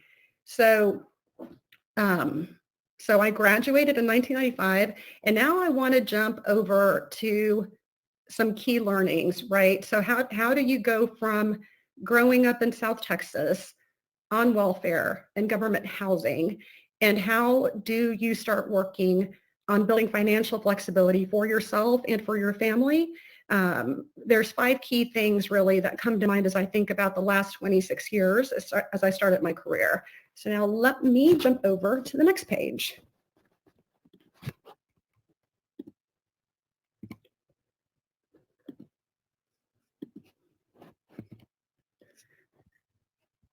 Okay, here I am back. Okay, so 5 key learnings over 26 years. And there's a heck of a lot more, but these were kind of some of the top ones that jumped to my mind. Look around, look for and surround yourself with people that can help you dream big. So as my mom used to tell me, and I imagine a lot of your parents and family have told you guys before, dime con quién andas y yo te digo quién eres. Tell me who you hang with and I will tell you who you are. I very much believe that that's true. So look for and surround yourself with people that can help you dream big, that can see potential in you and push you to see it for yourself. People that are a step or 2 or 10 ahead of you and that are moving in a positive direction. Challenge yourself to think that could be me, which then leads to the next question of how do I make it happen? For me, a very key early example that comes to my mind is my husband, Mike. We started dating my senior year in college, and he asked me what I planned to do with my finance degree. Nobody had ever asked me that before. My answer to him was, I have no clue. But I was inspired by the fact that he already knew he wanted to work for an accounting firm. So he was a couple of steps ahead of me, which got us to have a lot of conversations about how I needed to be thinking about moving forward. So I started learning about the advantages of working with the recruiting office, started learning about the advantage of going to networking events, started learning about what a finance degree, what kind of jobs people get with finance degrees, and started interviewing for banking internships. But frankly, the most important lesson that I learned in that process was understanding and getting affirmation that yes, even a poor Hispanic girl from the Valley had the opportunity to do and have a great career. I just needed to know that I could look for it, and I needed to believe that I was actually worthy and could do it. So learned that lesson, thankfully, kind of while I was still in college, and gave me the opportunity to start thinking about what I wanted to do as I graduated. So finding role models, mentors, and allies has really been key to my enjoyment and my success in moving into new roles and leaderships at the firm. These individuals continue to push me to think beyond what I'm currently doing and to continue to push me to think about what I might be doing and how I prepare myself for that. The second key lesson that I've learned is that we are not stuck in the financial condition we grow up in. However, it does require us to change the lens that we look at our financial situation through, and it requires a lot of discipline and a lot of hard work, really to change the financial reality, again, for yourself and for your family. I graduated college with college loans, credit card loans, and a wedding loan, so about $20,000 in total. I graduated, got a financial analyst job with Chase, and the first thing that I got excited about is that now I could buy myself a new car. So yay, a new car loan, right, to add to all the other loan debts that I already had. The thought did not faze me, but it definitely fazed my husband.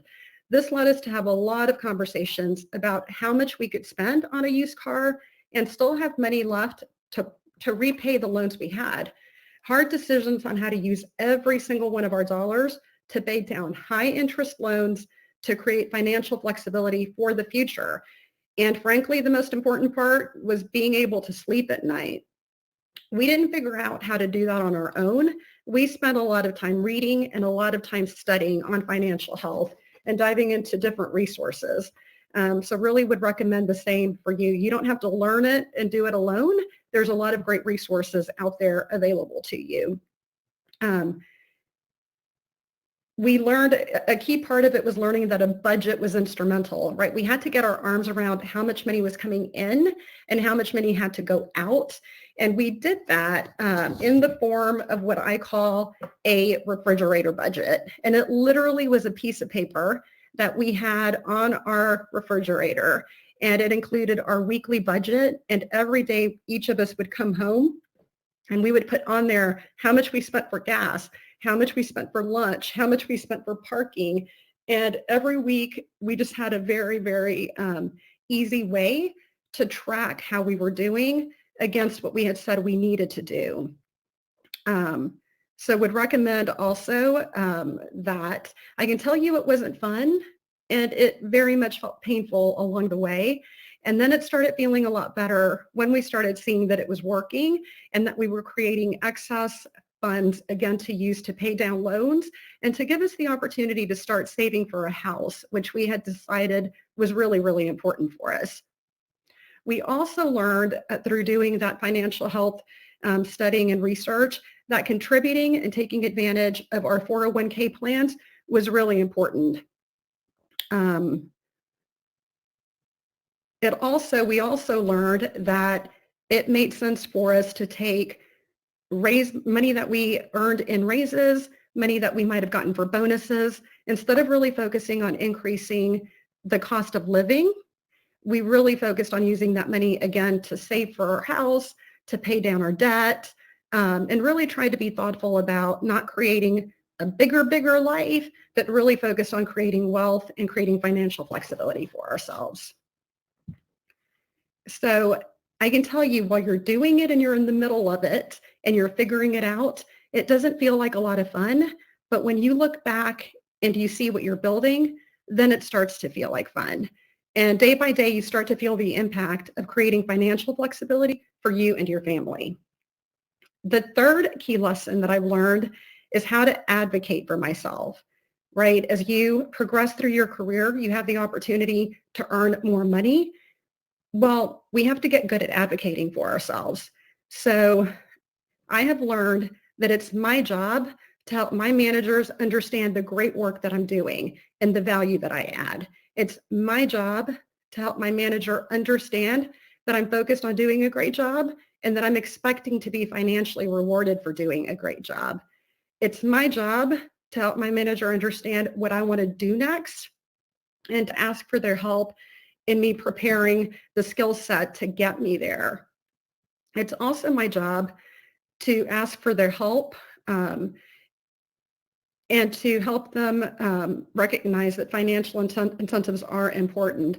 Those conversations can feel awkward, but I can tell you that people are having them, your peers are having them, and it's important for you to get comfortable having them too. I've learned that no matter how much my managers care about my career, nobody cares about my career as much as I do. And so it's my job to own my career growth and my plan. And that means I need to take time to think about what I want to do next and to ask myself, how am I going to make it happen? Then having managers and allies, bringing them into the conversation to help you make it happen. A fourth key lesson, and I think, again, females do this all the time to ourselves. Do not make the world smaller for yourself. There are plenty of people that are already trying to do that for you.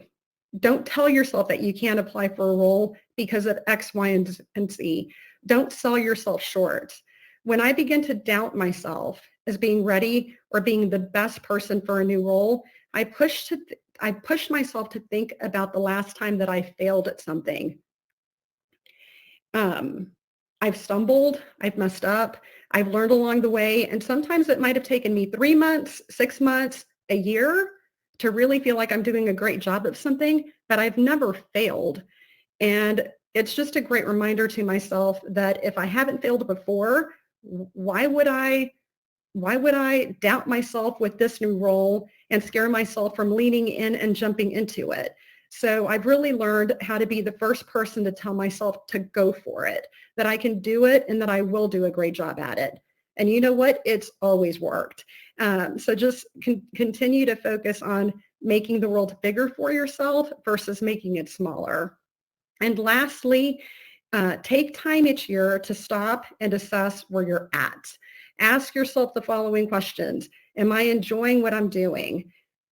Am I learning? Am I taking care of my health? What do I want to focus on in the next 12 months? What are my financial goals? When I look back a year from now, what will make me say, I did a great job for myself in the last year? Then take time to develop a plan to make it happen. What steps do you need to take weekly and monthly to get there?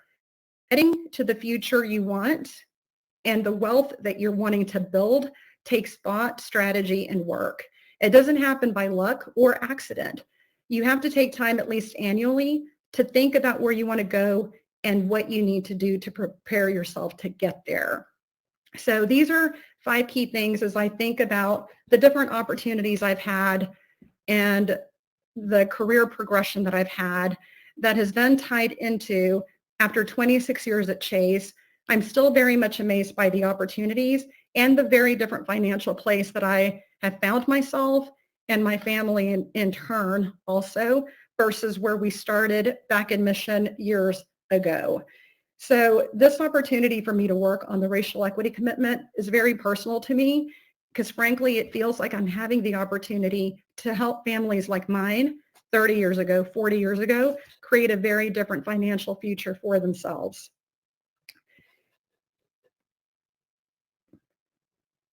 So my path has included focusing on having tough conversations with my managers about the importance of me getting paid equitably. My path has included focusing on understanding and learning about financial health, leading me to paying down high interest loans and saving for a house. And I know the work that I'm doing now will be helping other families as well.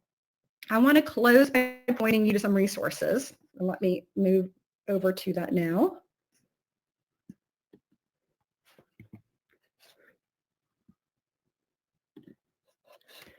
And provide some resources that I think from a financial education perspective will just be great for you to dive into. The first one is just the link to the racial equity commitment, provides just great content around the work we're doing.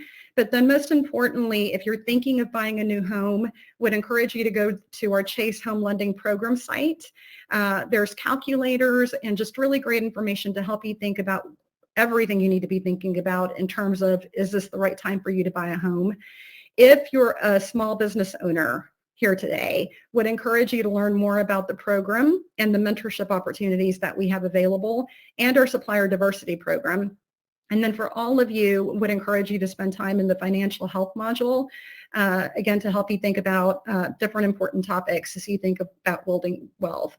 And then lastly, I included a link to our career website, just as a plea to say that we need more female, Latinas, and Hispanic individuals in banking. So we need you. So would really encourage you to think about it. And yes, you can do it. I know that these are all Chase resources. And I know that all of the other financial institutions have great resources as well. Just encourage you, again, to take time and dive into different financial health tools that can help you think about how to build wealth. Thank you all so much for your time, and I hope that you have a great rest of the day.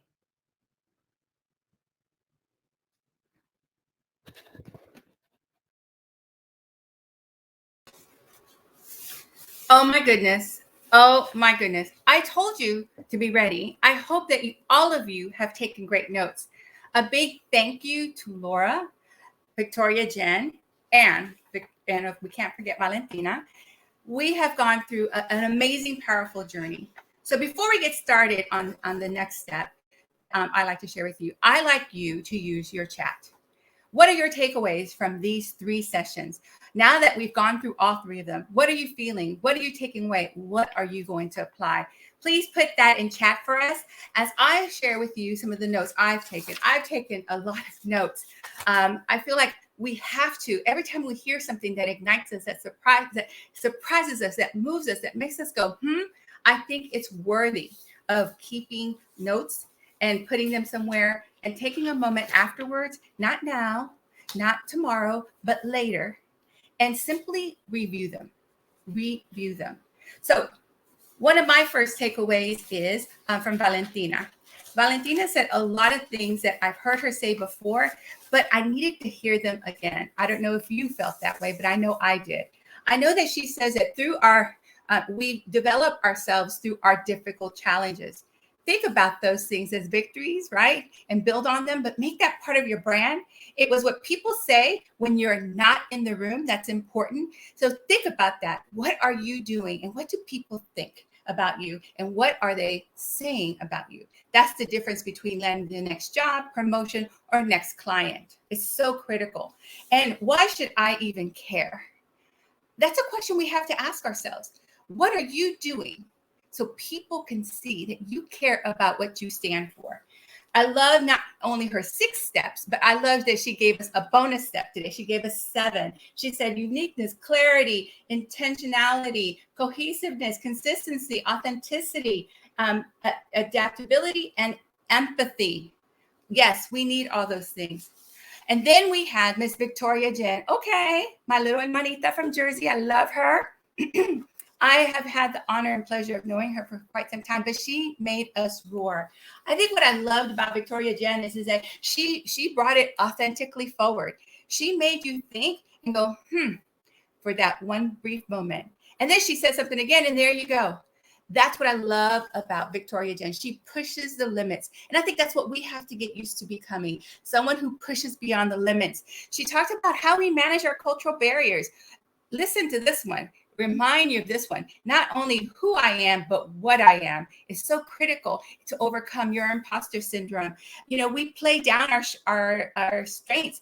We play down our badassery. Okay, that's what she said. And then she says we have to work because when we work, we are creating receipts, and we have to cash those in when we create that brag sheet, that brag list that we need to talk about. We do a lot of things, and we humble ourselves to a point where we don't even talk about who we are. She made it clear. Don't panic. Create that framework to get out there, to be bold, but most importantly, to love life, but love yourself.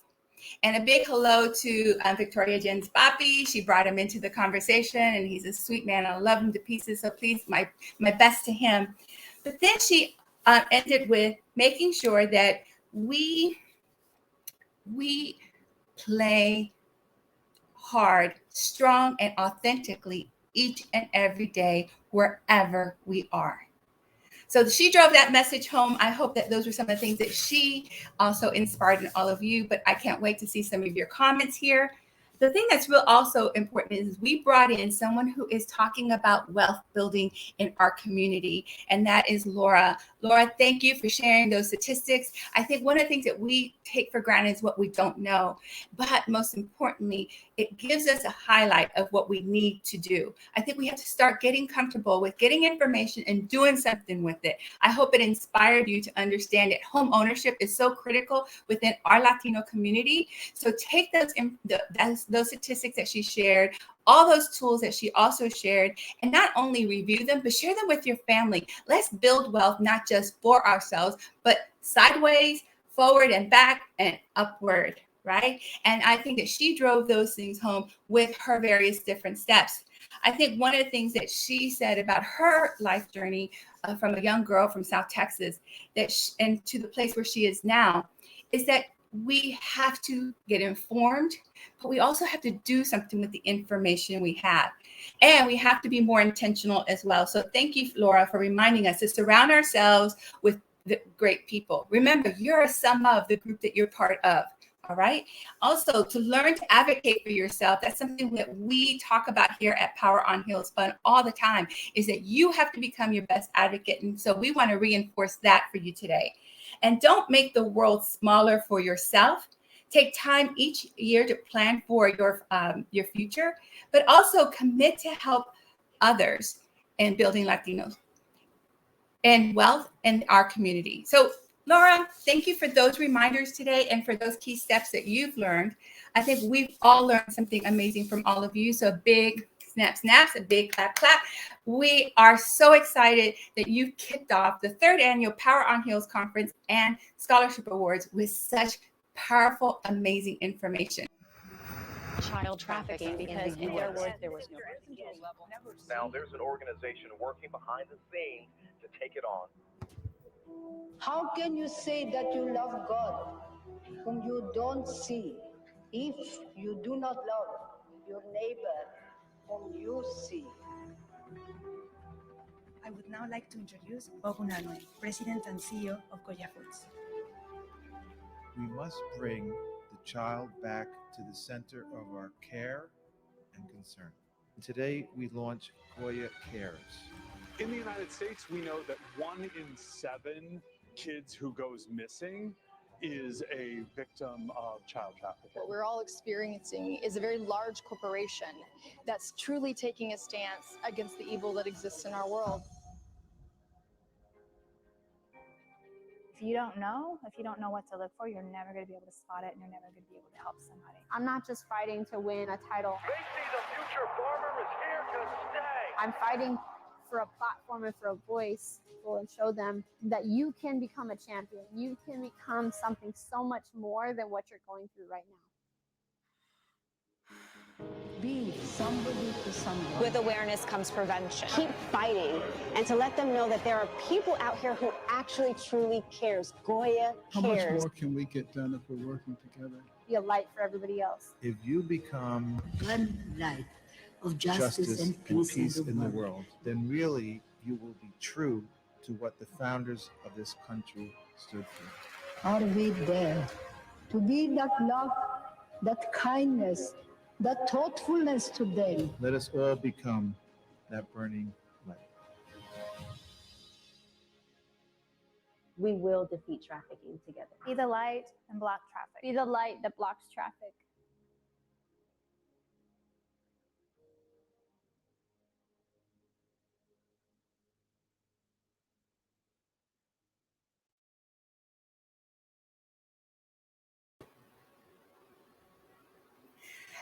Thank you, Goya Foods, for joining us today and becoming our speaker sponsor for the 3rd annual Power on Heels Conference and Scholarship Fund.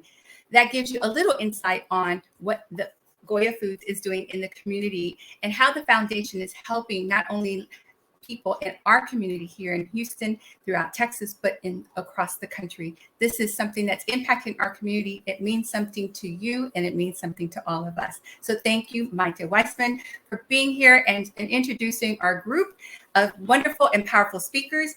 And thank you, Goya Foods Foundations, for being here as one of our top sponsors for our Power on Heels conference.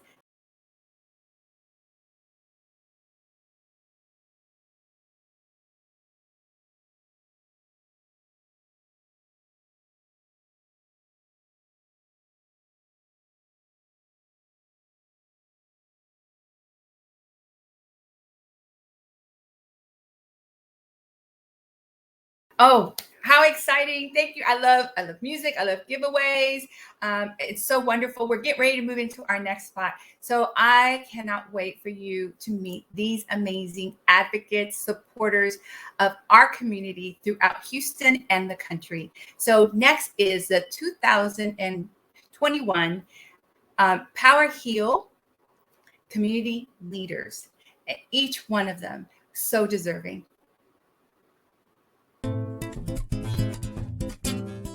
Hello, I'm Gloria Luna Bound, Program Manager of Community Relations at CenterPoint Energy. CenterPoint Energy is pleased to sponsor the 2021 Power Heal Awards during the 3rd annual Power on Heels Conference. This year's Power Heal honorees are outstanding community leaders who model the ultimate expression of service, commitment to our community, and civic engagement. We want to recognize them for their efforts and invaluable contributions to the Latina community. Power partner, Natalie Alfaro Gonzalez, Baker Botts, LLP.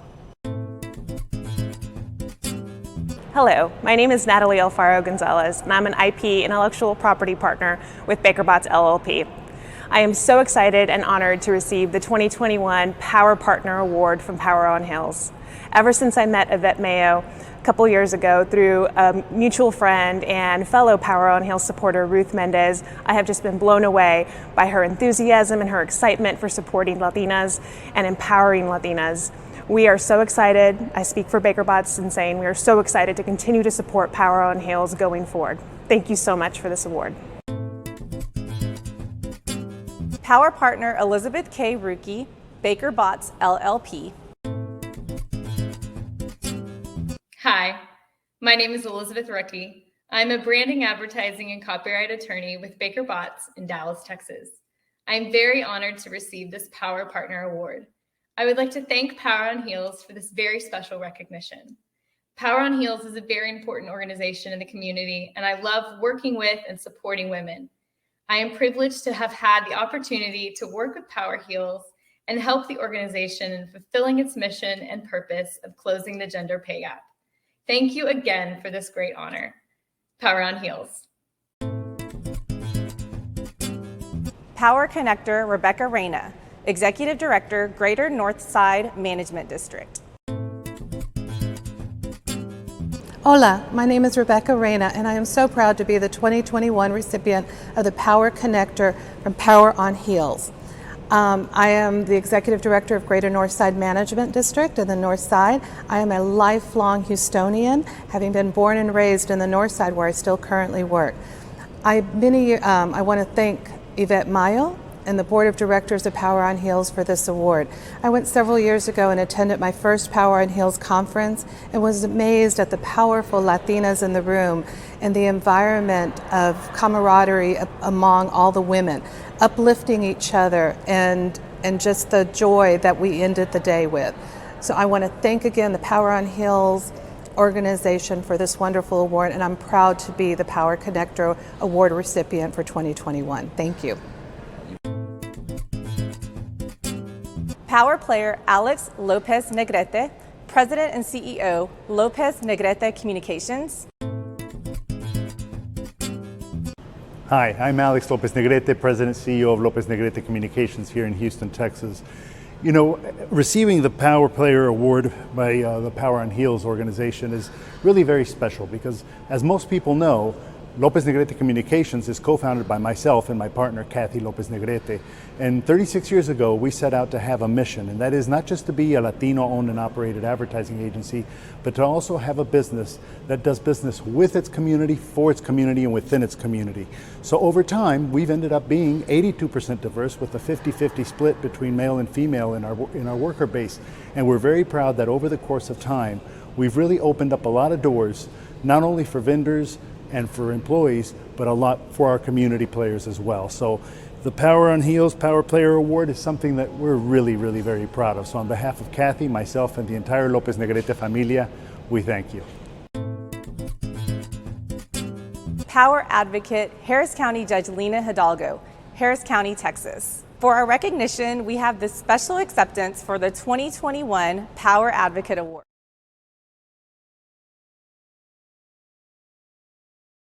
On behalf of CenterPoint Energy and myself, a big congratulations to all the 2021 Power Heel Award honorees. Enjoy the rest of the conference.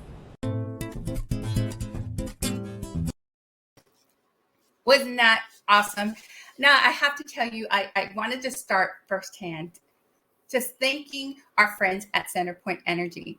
Not only did we receive your $10,000 grant for our program for 2022, you've partnered with us not only this year, but last year. So thank you for supporting our efforts and also for supporting us recently because you hosted our small reception for our honorees earlier in October. So thank you very much for that. I wanted to say something really quickly about this year's honorees and what they mean to Power on Heels, but what they also mean to our community. Both Natalie and Elizabeth work at Baker Botts, not only a large law firm, one of the largest ones in the country. They were so kind to jump on board and help us as we decided to move into our trademark. Baker Botts gave us a grant and they did all the research, prepared us, and we are ready to file our amazing trademark for our organization, Power on Heels Fund Incorporated in the state of Texas. It's so important. Along those lines, we had the opportunity to reach out and meet and connect with Alex Lopez Negrete and his agency, Lopez Negrete's Communications. They gave us a grant from their group. Their executive board chose to give us the opportunity to help us in our rebranding for 2022. And the logo that you see now, this high energy, beautiful logo, was designed by his organization because they gifted us this opportunity. So thank you. And then we have Rayna, who's out there on the north side of Houston and all over Houston, connecting communities, people, and business owners, helping them to find the resources and build the success they need. So thank you, Rebecca, for what you do each and every day. And then we have our Harris County Judge, Lena Hidalgo. Can we just simply say we admire you, we are proud of you, and we appreciate the power that you demonstrate in our community each and every day. So to each of our Power on Heels honorees this year, we thank you, because not only are you helping our community grow and expand and be better, you're helping Power on Heels with our mission and our focus on helping Latinas become economically empowered, not only now, but for the rest of their lives. So thank all of you.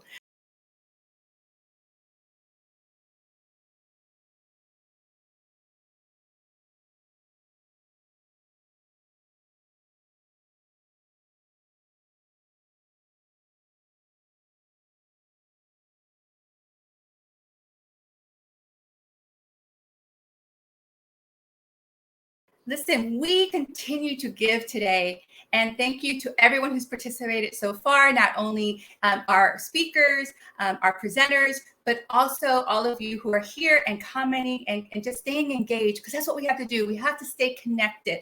It's the power of our network. So we have another quick little announcement we'd love to share with all of you. We continue to be blessed in so many different ways through our partners and our grants and all these people who believe in our efforts. But yesterday I had the honor of visiting the office of Commissioner Garcia, who bestowed a special honor on Power on Heels Fund. So please just hold your breath, because this is so exciting for us. Hello, I'm Adrian Garcia, County Commissioner of Precinct 2. And it is my honor and privilege and pleasure to make a special presentation on behalf of today's Power on Heels event. And first, let me congratulate Yvette Mayo for her continued dedication at lifting up Latinas across the country, making sure that they have the economic empowerment that they so rightly deserve. This proclamation that I'm presenting will read as, whereas Power on Heels Fund, Inc. is a nonprofit organization focused on the economic empowerment of Latinas by decreasing the impact the gender pay gap has on their earning potential throughout their lives. Whereas the organization strives to help Latinas increase earning potential, accelerate career advancement, and cultivate leadership skills and opportunities through specialized programs, networking, mentorship, and scholarships. And whereas since 2019, the organization has awarded 38 scholarships totaling $34,500 and has engaged more than 2,300 attendees in Houston and the surrounding areas. Whereas Power on Heels Fund, their goal is to positively impact the lives of 10,000 or more Latinas at a national level by the year 2025. And I think Yvette is on track to hit that goal, if not far exceeded. The organization seeks to do so by adhering to a set of core values aimed at bringing awareness, providing assistance, and offering guidance to marginalized and economically disadvantaged Latinas. And whereas through pivotal partnerships with Grow with Google, the National Diversity Council, the Alley Theater, and local institutions like the University of Houston Downtown, and the Tejano Center for Community Concerns Raul Izaguirre School for Success. The organization has worked diligently since its inception to connect Latinas to opportunities that will help them network, learn, and thrive. And whereas Power on Heels Fund, Inc. will host its third annual Power on Heels Conference and Scholarship Awards event, a virtual event that will honor powerful Latinas that lead and host speakers who will address topics related to creating a personal brand, imposter syndrome, and inspiring leadership. And so it is my honor that I call on all residents of Harris County and Precinct 2 to join in celebrating November 12th as Power on Heels Fun Day by the power invested in me by Harris County and the state of Texas. I hereby present this proclamation to Yvette Mayo and all the attendees on this phenomenal event. Congratulations, much success, and you go girls. Oh my goodness, here it is, everyone. Thank you so much, Commissioner Garcia. On behalf of the entire executive board of Power on Heels, our wonderful members, our supporters, and our community, I will accept this amazing honor. We will continue to celebrate November 12th, 2021 as Latina Empowerment Day. It is officially, as we state, today is Power on Heels Fun Day. So let's continue the celebration. Right now, we will go to our 2021 Scholarship Honorees Awards. We have not only 10, but we have 11 amazing women this year who we will get a chance to meet now. I'd like to thank our sponsor for this segment, Prince. And thank you so much for supporting us, not only this year, but for our last 3 conferences. So meet the 2021 Scholarship Cohort for Power on Heels. Hello, I am Imelda Laborde. I currently serve as the president of Power on Heels Fund Incorporated, and I'm also the senior vice president of human resources at Prince. Prince is a proud sponsor of the 2021 Power on Heels Scholarship. This year, there are 10 scholarship awards, 5 students and 5 professionals. We also have an additional scholarship with a special tribute. This year's scholarship recipients will be continuing their education, improving the professional development, and enhancing their opportunity to succeed. They come to us from Houston, Chicago, Tampa, and Tucson. So I'm so excited. Some will be using this scholarship to complete programs such as Cloud Guru, Complete Security plus CYS, and a Master of Science in Mass Media Management. This year, our Latina students will be attending the University of Houston, University of South Florida, and Sam Houston State University. They will focus their studies to secure a Bachelor of Business Administration, International Business, Human Nutrition, and Early Childhood Education. I'm so excited again, as I mentioned. And so I would like to introduce you to the 2021 Power on Heels Scholarship recipients. Hello, my name is Katrina Armijo.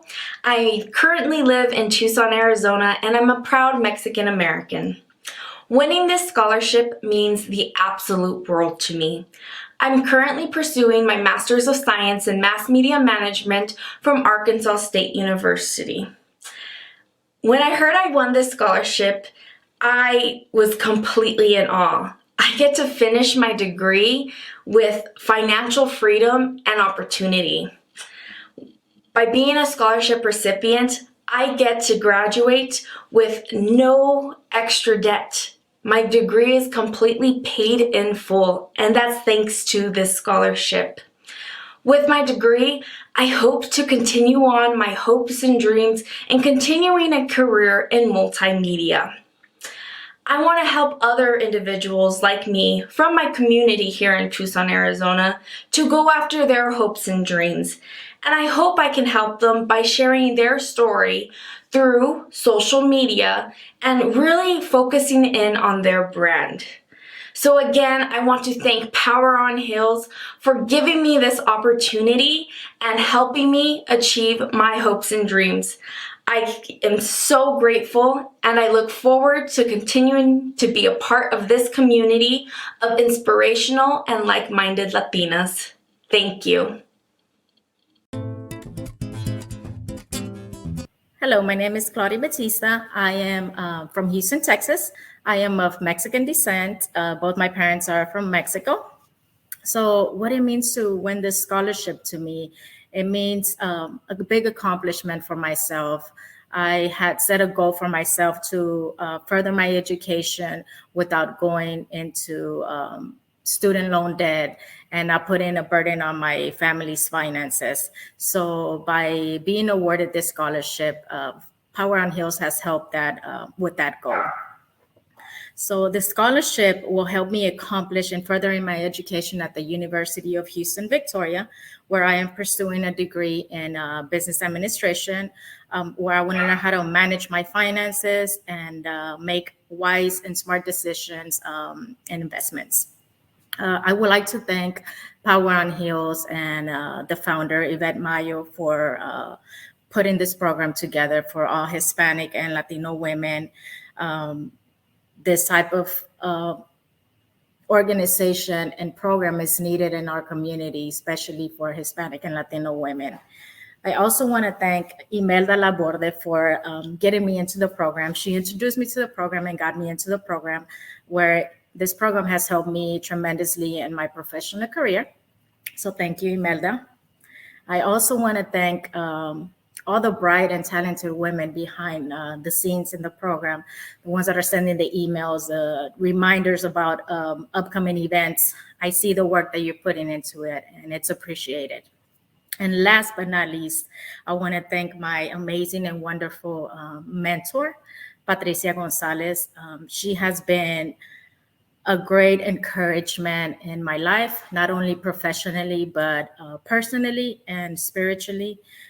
There has never been a session where I don't come out feeling motivated, encouraged, and empowered to do anything I set my mind to. So thank you for that lifelong friendship that I have gained through the mentorship program. So I want to thank you, Power on Heels, for the guidance and the empowerment for all Latina women, and for guiding us in this journey to better our lives, to have a better future, by issuing this scholarship to further our educations. Thank you. Hi, my name is Shayla Ceriosorio, and I live in Tampa, Florida. I was born in Peru, and I moved to the US this year to start my doctorate program in environmental engineering at the University of South Florida. Winning the Power on Heels Funds Scholarship is highly inspiring and motivating, since I feel encouraged to become a distinguished Latina professional. More specifically, this scholarship would allow me to pursue education and a research career on sustainable ways to benefit the environment. Thanks to Power on Heels Funds for the opportunity. Hello, my name is Doris, Alicia, Delgado.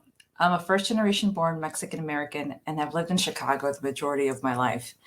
I'm a professional Latina in STEM, and I have over 24 years in the telecommunications industry. And as a professional in any STEM field, it's both imperative and crucial that your skill set is kept up to date with either certifications or continuing education. Most industry certifications can range from hundreds of dollars and well into the thousands. So it's an honor to be selected as a professional recipient. The Power on Heels Fund recognizes that professionals also need to keep their expertise current and have created this wonderful opportunity. The scholarship will help me obtain a few more certifications for the cybersecurity field. There is such a high demand to get more technical professionals into that field, and this scholarship has provided that financial resource, and I'm truly grateful. Gracias. Hi everyone, my name is Jamie Guzman and I'm a Power on Heels Fund scholarship recipient. I currently reside in Houston, Texas, and I am of Mexican American descent. I am currently enrolled at the University of Lamar, and I am in the Master's of Public Administration program. And so I want to say thank you so much to Ms. Lolly and Ms. Yvette for giving me the opportunity to apply for this scholarship and for selecting me as a recipient. I can't tell you how much this scholarship means to me and how much it will help. Next semester will actually be my last semester in graduate school. So that's, this scholarship came right on time. So I just want to say thank you again to the Power on Hills Fund Scholarship for giving me this opportunity. Hi, my name is Yesenia Guzman. I live in Houston, Texas, and I am proudly Latina from Mexican descent. I am currently a freshman at the University of Houston, majoring in human nutrition, and I am so honored to be awarded with this scholarship because it will definitely help me continue with my education and therefore help me achieve one of my major goals, which is to open a new perspective on people and the importance of their health, especially in Latinos, since most of us grew up without knowing the importance of our food consumption. I will be gladly to help many of my compatriotas later in the future and help them achieve a better lifestyle without any restrictions. I know that this scholarship will definitely help me achieve this important goal in my life. And I promise I will make the most of this scholarship and my education. Once again, I am so grateful and thankful for this opportunity. Muchas gracias. Hi, my name is Alexi Martinez, and I live in Spring, Texas. My Hispanic heritage is Mexican. It means a lot to me to work scholarship because it will help me with furthering my education. My grandma just recently passed away, and she used to help me a lot with my education, and now she isn't able to help me, so it's been a struggle. But by winning this scholarship, it'll make it easier on me to not have to go out and beg for babysitting jobs to help me try and finish paying for college. And this scholarship will really help me further my education to become an elementary school teacher. And I just wanted to say thank you so much for choosing me to be one of these scholarship recipients. Hello, my name is Gabriela Medina Torres, and I am currently attending the University of Houston downtown. I come from a Mexican heritage. And being selected for this scholarship represents to me hope, something which at times can get lost since I am a DACA recipient and unable to take out loans, and no one to turn for assistance with finance, since everyone around me is barely making it month to month. As a result, I am glad to know that there is a scholarship that DACA recipients are able to acquire, and I'm hopeful that maybe if you work hard enough, you can accomplish something one day with just a little bit of sacrifice, and this is what the scholarship means to me. With this scholarship, I can focus less on paying tuition this semester and more on building a small organization with my father to empower single women. It also propels me to get closer to completing my degree and becoming a social worker. Then hopefully I'll be able to help the immigration population. Thank you. Hi, my name is Diana Rodarte. I am from Houston, Texas, but I was born in Jalisco, Mexico. I am a Latina in tech, which is a very important detail and not an easy position to be in. When studies show only the percentage of Latinas holding a degree, only 3% of them are represented in the STEM field. This Power on Heels scholarship will help me financially get my certification in Microsoft's Azure developer and in AWS System Ops admin certification, which will help me further my career in the tech role. And I will be part of that change where there is a zero after that 3. Thank you so much, Power and Heal Scholarship Fund, for this amazing opportunity. Hello, my name's Daniela and I'm from Houston, Texas. I'm a Mexican-American Latina who, beginning next school year, will be a first-generation college student.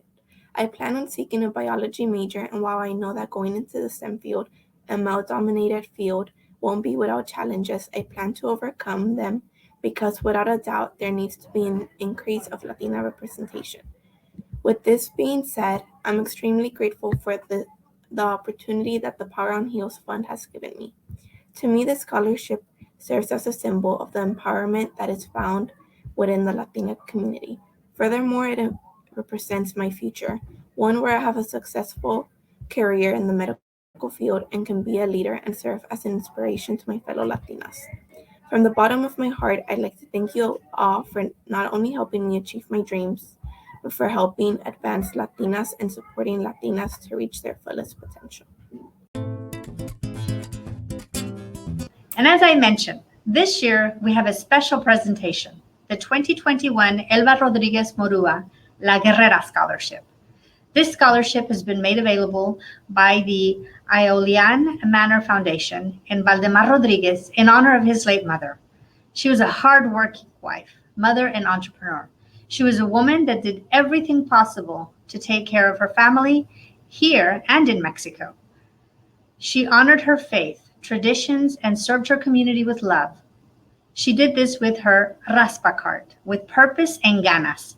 She dreamed of getting her education, but was not able to achieve the dream for herself. So today, we honor her memory by helping another guerrera in achieving hers. Please meet the 2021 Elba Rodriguez Morua La Guerrera Scholarship, Hope Pacheco. Thank you so much. I'm so emotional right now. I want to say thank you to Yvette. Thank you to all of the Power on Heels members, the scholarship committee. I am honored and humbled, and as I think about the spirit and the ganas that Miss Elva had to endure and keep going to be able to pursue her son going to college, it just humbles me. I am a full-time professional. I'm a part-time doctoral student. I'm a full-time mom. And I'm a proud Latina and a proud first-generation college graduate. All those things together really just give me the strength and the honor to be able to keep going with education. So to be able to receive this inaugural award really means a lot to me. And I feel like now I have one more angel to be able to guide me, because I do look to people who've come before me to give me strength. And again, I want to thank all of the Power on Heels members. I want to thank everyone here. I want to thank my advisor, Dr. Elsa Gonzalez, who is always there for me and supports me. Thank you so much for this honor and this award, this scholarship. It is really difficult as a graduate student to get funding, and thank you so much for being able to provide this type of funding for doctoral students, because we really need it. Again, thank you so much. I'm honored, and I look forward to continuing my education because of these funds. Thank you. Congratulations to all our 2021 scholarship winners. This year, we gave away $11,000 to 11 powerful Latinas. To date, Power on Heels Fund Incorporated has given $34,500 in scholarships to 39 Latinas. We continue to focus on economic empowerment of Latinas. We continue to focus on you. Thank you. Okay. That was emotional. It was really emotional. I hope it was emotional for all of you. I mean, I'm keeping it real. No imposter syndrome here, right? I was moved by the stories. I'm so proud of each one of them. I'm humbled that we can acknowledge, you're acknowledging us. We should be acknowledging you.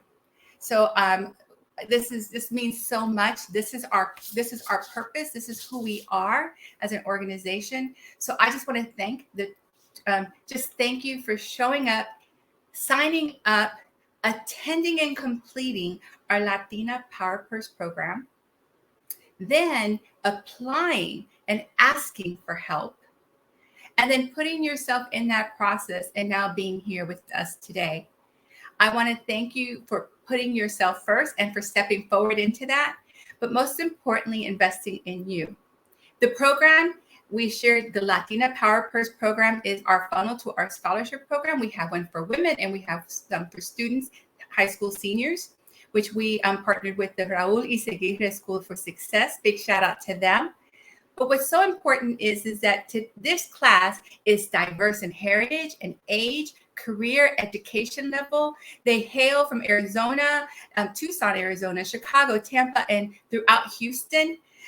They are varied in backgrounds, multimedia, STEM, cyber. We have a cyber guru in our midst.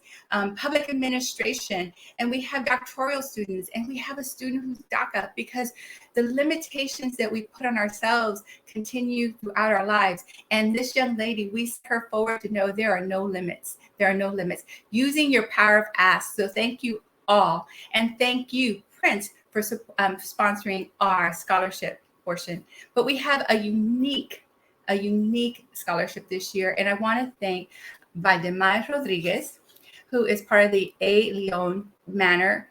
He made this particular scholarship this year, our 11th one this year, in honor of his mother. So thank you for honoring us and allowing this being the platform to bless someone to continue her path of education. So, and thank you for the Elva Rodriguez La Guerrera Scholarship. And thank you because it means a lot to us. So now let's continue on with our next segment of the show. And I'd like to take an opportunity to introduce our next presenter, but most importantly, to thank our friends at Chase for being our title sponsor.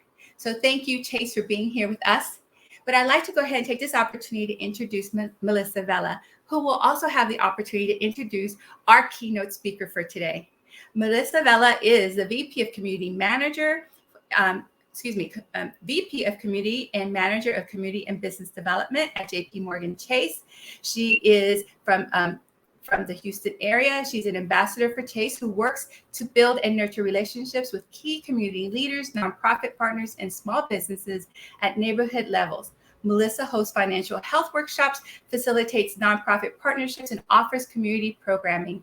She is helping to advance racial equity by supporting Black and Latinx communities with tools and resources to help improve their financial well-being. Hey, big snaps up. And she has over 16 years of experience in financial securities industry. Melissa has held a number of positions within the retail banking space. Her prior roles, she had served as business development officer at BBVA. She's currently a member of the Adelante and serves on the board of National Association of Hispanic Real Estate Professionals. She's also a big partner of Power on Heels Fund. She currently lives in Pasadena, Texas, and she spends a lot of her free time with her husband and her two beautiful daughters. But you have to know that a big thank you to Melissa for all the work that she does and advocating for us and supporting us and as we grow in this community. So from me to you, Melissa, a big hugs, big love. And I want you to know that I appreciate your efforts each and every day. But all of you, I have the honor of introducing once again, Melissa Vela. Oh my God, thank you. Guys, this conference has been amazing. Thank you for being here. I cannot tell you enough that Power on Heels has changed my life. So I'm a true testament of that. And so I'm just so honored to be here and congratulate you guys for being present today. I have the honor of introducing Angeles Valenciano. She's our keynote speaker today. Angeles serves as a Chief Executive Officer of the National Diversity Council, becoming the first female CEO of this major nonprofit. In this role, she continues to advance NDC's mission of fostering diversity, equity, and inclusion in the workplace. Ms. Valenciano is a seasoned strategist with more than 20 years of experience in human resources, primarily focused on diversity, organizational change, and development. Under her leadership, the annual Women in Leadership Symposium was created and is now a national and global event held in more than 30 states and several countries, including England, Mexico, Canada, and most recently in the United Arab Emirates. Angeles also used to work for JP Morgan Chase. She served in the capacity of leadership development consultant in our credit card services and organizational development. She also managed the strategic direction and execution of organizational-wide development process and diversity programs and initiatives. Okay, Angeles is the bomb. She also is charitable and civic affairs, a graduate of the Instituto Tecnológico de Estudios Superiores de San Luis Potosí, located in the city of San Luis Potosí, Mexico. And she holds a professional in human resources certificate from the University of Villanova. She also sits on the board of the Science, Engineering, and Technology at St. Mary's University in San Antonio. She's a strong advocate and chairs several committees for people with disabilities in the workplace. She's a proud ally for our LGBTQ community and is active with several chambers across the country. Ms. Valenciano lives in San Antonio, Texas with her sons. I am so proud to present to you Angeles Valenciano. Thank you so much, Melissa. What a wonderful introduction. Good morning to everyone. Muy buen día. Estoy tan feliz de estar con todos ustedes. I want to first thank Yvette for the generous invitation to join you as your keynote speaker. And I just can't say enough of the admiration that I now leave with for Laura, Victoria, and Valentina. These were some wonderful presentations, and I've been able to sit through the entire conference. Every time that I have the opportunity and the honor to share this stage and to speak to such an esteemed group of powerful women, well, it is a testament to the power of our voices coming together. You know, I am such a firm believer that to understand where a person comes from, where they think they are going, and in what direction the rest of us sees them moving, it is truly essential to go back, to roll the flashback like we do in the movies, and take a trip to the past, exploring the events, the people, the culture that made them who they are today, and take a good look at what brings them happiness, what they fear, what they love, but most importantly, what is their purpose. All of us are a product of everything that we've lived throughout our journey as human beings. We become a package holding our history in the inside, stamped and labeled along the way. And so my story is the story of so many women. It is not unique. As a matter of fact, I heard it repeated this morning by some of our speakers. You know, it is part of this dream that we hold on to as little girls. I am so grateful to this country, for I have now lived here as an immigrant more than I have lived in my home country of Mexico and my beautiful city of San Luis Potosí. And even with that, arriving in this country right out of college, I'm an engineer by trade, I spoke very little English, almost no English. I am still curious and open to the new opportunities that every day presents to me. So today, I really want this charla, this talk, to be about all of us, each in our very unique essence and bonded by our traditions, our beautiful culture, our music, our language, our food, and everything else. And since I know that we have an international audience, I will say U.S. Hispanic women, also known as Latinas, because we only refer to them that way in this country, have recently and rapidly surfaced as prominent contributors to the educational, economic, and cultural well-being of not only their own ethnicity, but of American society and the consumer marketplace. So this shift, this rise of Latinas is driven by both very strong demographics and a healthy inclination to embrace and retain our Hispanic culture, even as we make significant strides towards success in mainstream. The rise of Latinas is outpacing males in their educational pursuit and career development. Overwhelmingly, we are becoming the decision makers in our household spending, and we have surpassed the proportion of non-Hispanic white families with children. And through the youth that we have and increased incomes, we have become a very attractive consumer segment who is being actively courted by marketers. And we see their intentions, and we know their intentions, and we understand why. Latinas are leading the shift and turning the tide in the middle, and let me explain that. As Latinas, we embrace our culture, and language is salient in that over the past decade, bilingual language proficiency has significantly increased with a proportion of Spanish dominance that has held very steady. Assimilation is not a word that defines our community. Integration is. Latinas are expanding their purchasing power.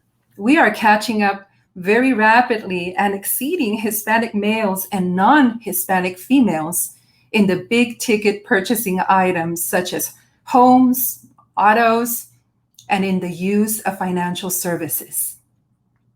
86% of Latinas say they are the primary decision maker in their household, making them a pivotal point and market to the over 1.7 trillion purchasing power that we hold. Family needs are also reflected in the Latina shopping basket and in many categories. The consumer behavior of Latinas distinctively varies from that of other American females. Some of the high levels of purchasing by Latinas are associated with the needs of our larger families, and that's a great thing. Latinas cultivate connectivity. We love to connect, and it's not just chisme, well, maybe a little bit of that, but we love to connect. But we are focused on strong shifts toward an increasingly balanced bicultural understanding. Latinas are adopting and adapting all types of technology at a higher pace than any other US female. And in significant areas, Latinas are outpacing society in using technology for culturally centered social networking. Personal technology has found an ideal fit with Latinas because we are propense to being connected and we love to communicate and we want to investigate ways for improving our families' lives, our lives, and those of others. For many Latinas, personal technology and social networking are enabling the maintenance and recovery of ethnic culture, of our language, and of our traditions. And this takes place domestically as Latinas build affinity groups around their ethnicity and their common trajectories within the US society. But guess what? It also happens internationally as they create robust connections with relatives and friends in the countries of origin, those countries that we left behind. So as I speak to the power shift and the recetas of liderazgo, this is why I'm sharing this with all of you today. We have so much to be so proud of and so much to be aware of. But you might be asking yourselves, Angeles, why is this important? Why does it matter? You know, I'm often asked this question in my role, and I work with over 800 national and global organizations across the US and the world. And I'm asked, what is leadership and how can it be defined? For me, leadership is about legacy. A true leader is someone who will create more leaders and more opportunities. Because here's something that I know for sure. Obstacles or not, barriers or not, walls or not, Latinos, especially immigrants, as well as the new generation and those who preceded us in this struggle, have always found the way to move forward. to triumph, to conquer new summits, and to emerge victorious from all of the challenges that are put in front of us. Think about it. This can-do attitude comes from the environment of hope in which we grew up. Los consejos of our parents, our abuelitas, our tíos. It's that optimism with which we've learned to face adversity. It's in our DNA. We know how to get to our goals using fewer resources and looking for original avenues. The harsh realities of our countries of origin have taught us to create new paths where there are none. And that is why it is so important to share with others our formulas for success and to proactively help those who are putting an effort in climbing the corporate ladder, in becoming leaders in their organizations, in establishing new businesses. We must do that. It is not only about material progress, but about the pride in moving forward as a community. Creating a legacy requires building a path where those who come after can walk and arrive to their goals and making it a little easier for them. And that is an idea that I share frequently today. As I've grown older, I have also developed a keen recognition of those who have lighted my path, those who helped me throughout my camino. And I see them as little farolitos, little lights. Every day now, an urgency brews within me. And it's the acknowledgement that the baton must be passed to others. And when I see these scholarship recipients, and when I see the future leaders that we are grooming and that we are developing, I know we are doing the right thing. Because here is the present, and they are the future. Our fight does not end or subsides when one of us has to leave. I want us to think about the women that we admire so much as this giant wave that lifts everyone up when it stands up brave in the ocean. Its beautiful mantle decorated by the white foam, encrusted with the stories of so many daring warriors of light who were immortalized when they reached the beach. To have this concept present in our daily lives is to connect the past with the future, making sure that the threads intersect, but also making sure that we do not allow them to ever break. Because, we recognize so many universal heroes, and we talk about them all the time. Well, I want us to talk about our Latino heroes, nuestras heroínas. They do exist, and we ought to learn to see them and thank them publicly. From the beginning of my association with Dennis Kennedy, the founder and chairman of the council, he was always amazed on how little our community, our Latino community, highlighted our own leaders with the enthusiasm that they deserve. And he would always say to me, Angeles, the Latino community is missing from very important conversations, crucial conversations around diversity, equity, and inclusion. We must find our voice of unity. We are fragmented as a community. We need to come together.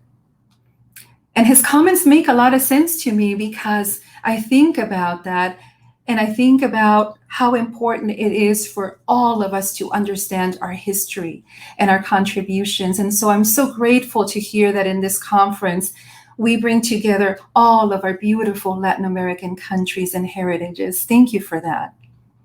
Because we know that all of us have been involved and continue to be involved in bringing knowledge of who we are, of what we are, and of where we come from.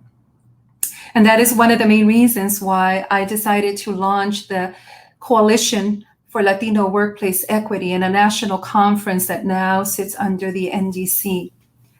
Latinos have had and continue to have a profound and positive influence in this country through our strong commitment to family, faith, and work and the service that we give to others.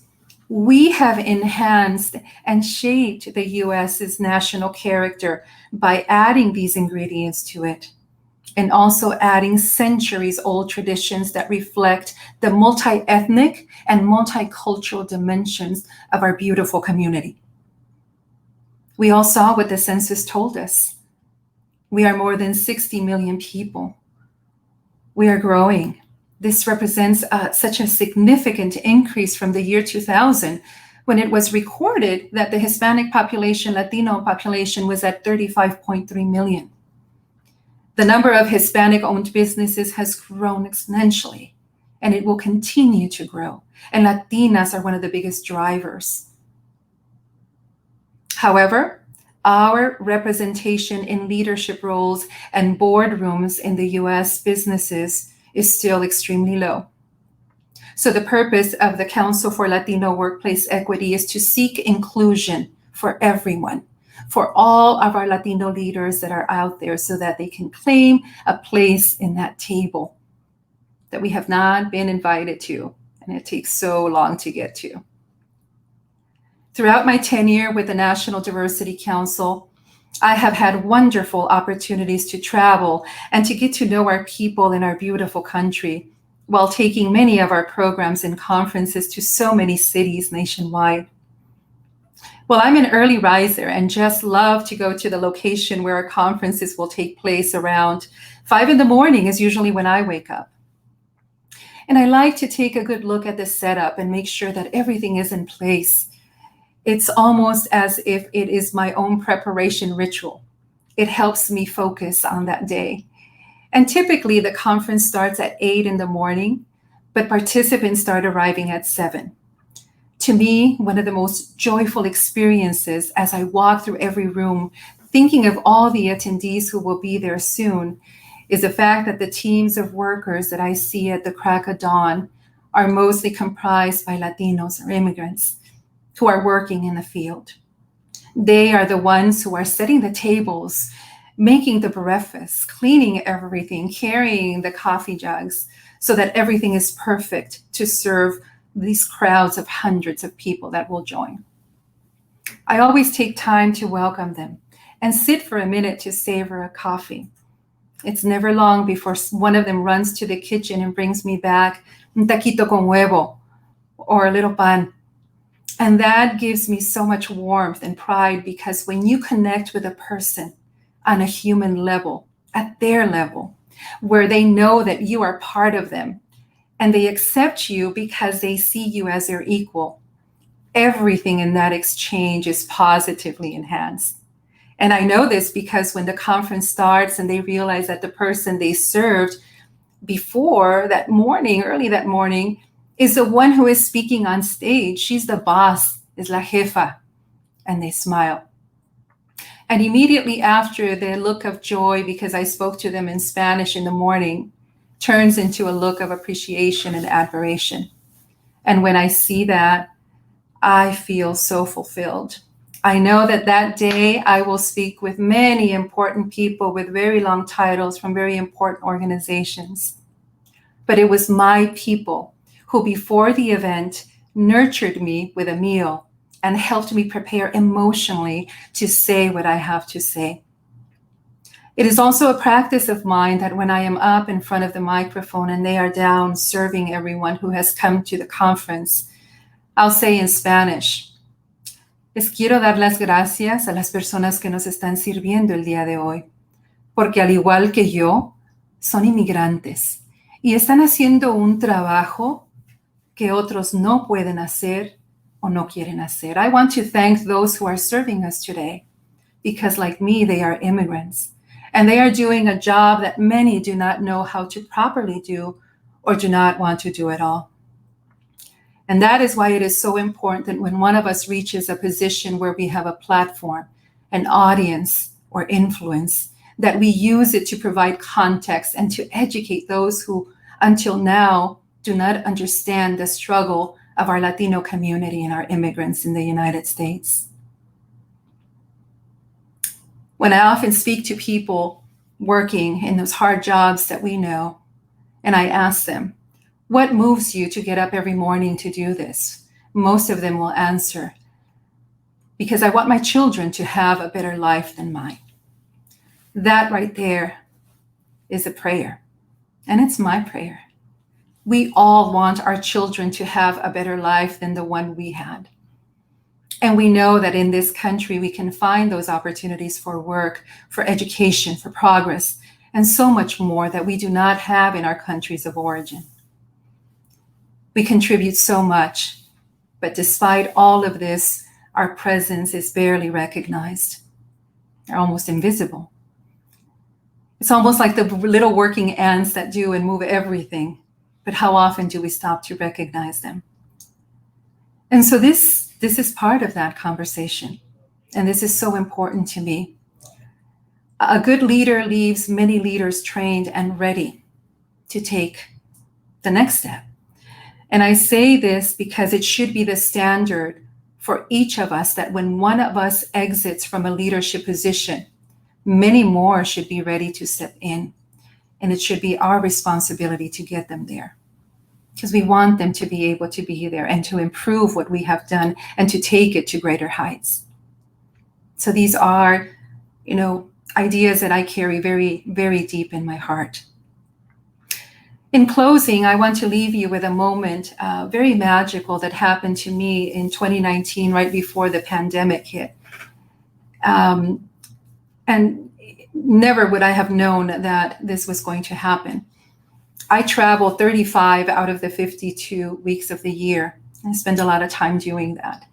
But this moment allowed me to really find myself and the purpose to move forward.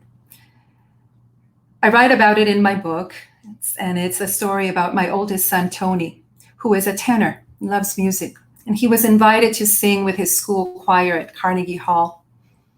I was so proud and excited for him for this accomplishment that we decided to meet at the venue as he had rehearsal before the grand opening.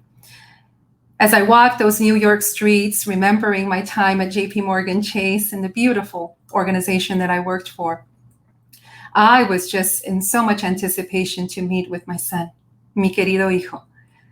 I was very deep in my thoughts, trying to get there as fast as I could. And yes, with my 5-inch heels, of course. I finished crossing the streets, and as I was getting closer to the venue, I walked through a very well-known park in New York. Unexpectedly, the universe decided to teach me a lesson. And all of a sudden, as I was walking and crossing the street, I am in front of the statue of Don Benito Juárez Garcia, known as the Benemérito de las Américas. He was president of Mexico, and someone who in my childhood and my youth, I admire so much when reading about his countless contributions as a lawyer. He was the first president of indigenous origin, who with his tenacity and intellect became one of the greatest in the nation. Remembering one of his famous phrases, "The respect for the rights of others brings peace," I was filled with incredible emotion and joy. Because in that magical moment, all that was left for me to do was smile. It was then, by that I understood that our heroes, that our heroínas have always existed, and that we, all of us, are a continuation of them. That indigenous blood runs in my veins, and it will continue to run in the veins of many future generations. My roots are so deep and so long that even in the least expected place, they found me and confirmed to me what Mommy would always say. Hijita, it doesn't matter where you come from. What matters is who you choose to be.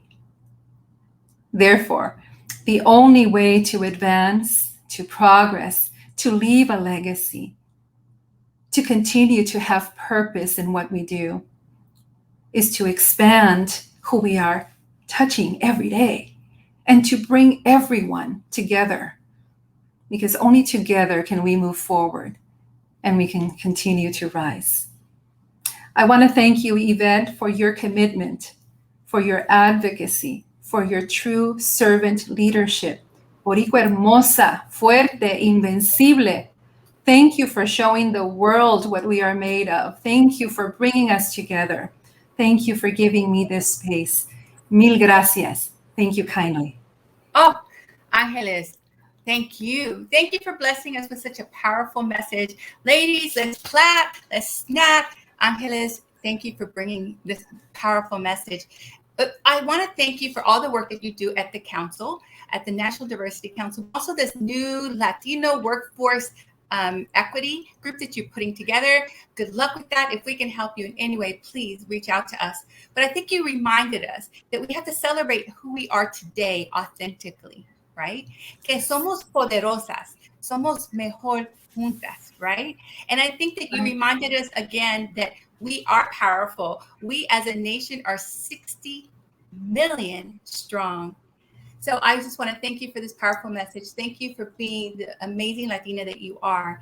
And I like to speak on behalf of our executive board, our members, and also our supporters and our sponsor today, CenterPoint Energy. We'd like to offer, award you and honor you with our Power Latina Award for 2021. Bravo. So yay, bravo, bravo, bravo. Super And here excited. it is. Beautiful. Here it is, right here. One of my favorites now. Thank you so much. What an honor. And I am so grateful. Thank you for recognizing my work. Appreciate it so much. Mil gracias. Thank you. Continue to be powerful. Thank you, Yvette. Take care, everyone. Thank you. And now a brief message from our title sponsor, Chase. Systemic barriers have created profound inequalities for Black and Hispanic communities, and the disproportionate effect of the pandemic made them worse. To lift our communities, we are helping drive economic inclusion and increase home ownership, access to affordable housing, entrepreneurship, and broader financial health. Our firm's $30 billion racial equity commitment includes helping 40,000 people become homeowners by the year 2026. We are also preserving affordable housing for renters and helping people refinance loans. We're providing an additional 15,000 loans to small businesses in majority Black and Latino communities and mentoring and supporting entrepreneurs. And we are increasing our spending with diverse suppliers and helping more companies get information and how to get certified. We're helping make banking more affordable and accessible for people through low-cost accounts, opening community center branches in neighborhoods that need it the most, and investing in minority-owned financial institutions. We've also committed to a more equitable and representative workforce by developing a diverse talent pipeline for people at all career levels. This is just the beginning. We are on the path to help drive inclusive growth in communities for a stronger, equitable, and sustainable economy for all. At JP Morgan Chase, we're committed to helping close the racial wealth gap.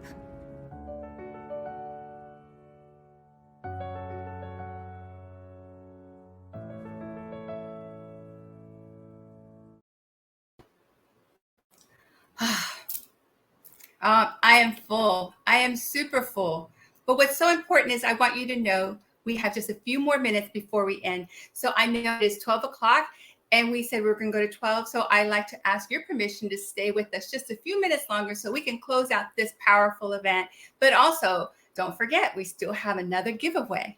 So make sure that you stay all the way to the end. Let's get started on ending this phenomenal day. What is now? And what do we do now with all this phenomenal information that we've gathered today? There's so much we have received from our beautiful and amazing and powerful speakers. Valentina Bravo, she shared with us this bonus step to design you. She reminded us to be authentic. And then no one can be more authentic than Victoria Jenn Rodriguez, who came out and just made us roar. Thank you, Victoria, the girl who hails from New York and Jersey. I love you. And also Laura Flores Simmons from our wonderful partners at Chase. She talked about wealth building and the lessons she learned along the way in terms of how to save and be ready for yourself ready for the future.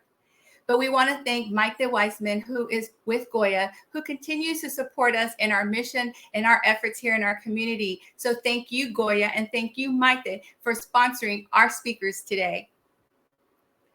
And then what can we say about our Power Heal Community Awards? We acknowledge not only these 5 amazing Latino and Latinas who continue to support us here at Power on Heels, our community at large, not only locally, but nationally, but they continue to leave their leadership legacy.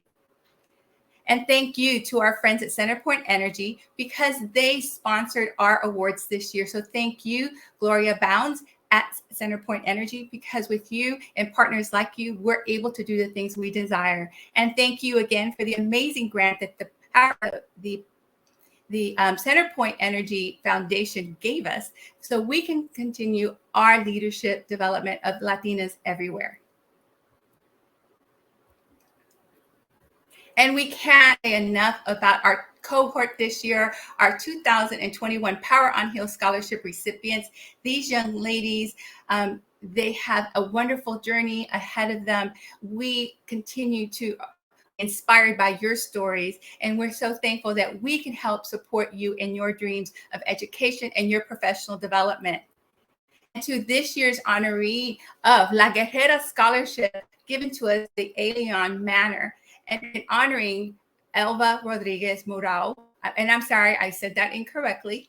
But what's so important is that this is one woman's dream supporting another. So we're so thankful for this special scholarship, but most importantly, this special acknowledgement of an amazing Latina. And thank you, Imelda, and everyone at Prince. Imelda is also part of the Power on Heels community. She is our president, and I want you to know that she is not here with us today right now, but I have to tell you, her spirit is smiling. She's watching this from a distance, and so we want to go ahead and big shout out to Imelda, but most importantly, that she helps us get our community connected. You heard her story and helping someone achieve is not only connecting to other powerful Latinas, but she also helped her understand how she had to express her power of ask, and she's one of our scholarship winners today. So Imelda LeBoy, we honor you and thank you and everyone at Prince for sponsoring our scholarships this year. And the amazing Shayla King, who hailed all the way from Orlando today to share with us her gift of song. And may you continue to have success on this new journey, and all the compositions and all the things that you'll be doing to continue to influence the world of music. And then today, can we clap, clap, snap, snap for the amazing honor we received from Harris County Commissioner Adrian Garcia from Precinct 2, our proclamation making November 12th, 2021 as Power on Heels Fun Day. Put it on calendar. We're going to celebrate. I don't care where we gather, but we're going to continue to make sure that everybody knows when Power on Heels Fun Day is. Thank you, Commissioner Garcia, for this wonderful honor. And what can I say about our friend, our supporter, our advocate, our partner, the amazing Melissa Vela, who is the Vice President and Community Manager at Chase, for being here with us, but always supporting us in our efforts and all that we do to provide economic empowerment to Latinas. And I'm looking forward to launching our new program with Latinas Building Wealth with you in 2021 as we continue to make economic empowerment of Latinas the cornerstone of who we are. So thank you for an amazing partner. And thank you, the amazing keynote speaker who closed it out for us today, Alex Valenciano, the CEO of National Diversity Council. Angeles, you touched my heart. You made me smile. You reminded me of so many things. But I think it's so important to know that you are pushing forward the idea of Latino workplace equity with your organization, not only here, but across the world. You continue to influence and use your purpose to change the lives of others. And I thank you for that. So thank you not only for being our keynote, but also our Power Latina honoree this year. And we can't do things without our community and all those who support our efforts. Thank you for all the people who were our online auction donors this year. If you haven't had a chance to look at our auction, we're going to make sure you get that information. But what's so important is that all the monies raised from our auction this year will go directly to 2022 Scholarship Fund. So you're helping us create the base for our future. So thank you, all our donors, but also go online. We're going to keep this particular auction open all the way until Monday. So not only can you just bid now, but keep bidding and help us raise money to give even more scholarships in 2022. All right. And I just want to share a couple of quick things for you. Block your calendars now for January 22, 2022, right? It's a mouthful. We will have our membership drive that day. We're going to do an in-person event on that Saturday. So block your calendar, more information to come. And if you're connected to us on Power on Heels, our Facebook page, on Instagram, on LinkedIn, or just visiting us on our website, you will find all the information you need to make sure that not only do you attend, but you become a member of this community. And we'd like to also invite you and put this on your calendar. Our annual fundraiser will be on March 26, 2022. My mistake. What's so important here is that we want to celebrate our Latina icons. This is a movie drive-in event. So it'll be a carload of friends, amigas. We can make it a fun night. We can make it anything. But we're there not only to celebrate each other during International Women's Month, but we're also celebrating our Latina icons. And for me personally, a big muchas gracias, not only to our executive board, our board of directors, all our members, our volunteers, and all our supporters and attendees today for supporting us, not only in what we believe in, but our efforts and what we're accomplishing. But most importantly, believing in us so we can continue to change the lives of not only Latinas, their families, and our community. So from me to all of you, thank you for making today and everything that we do possible.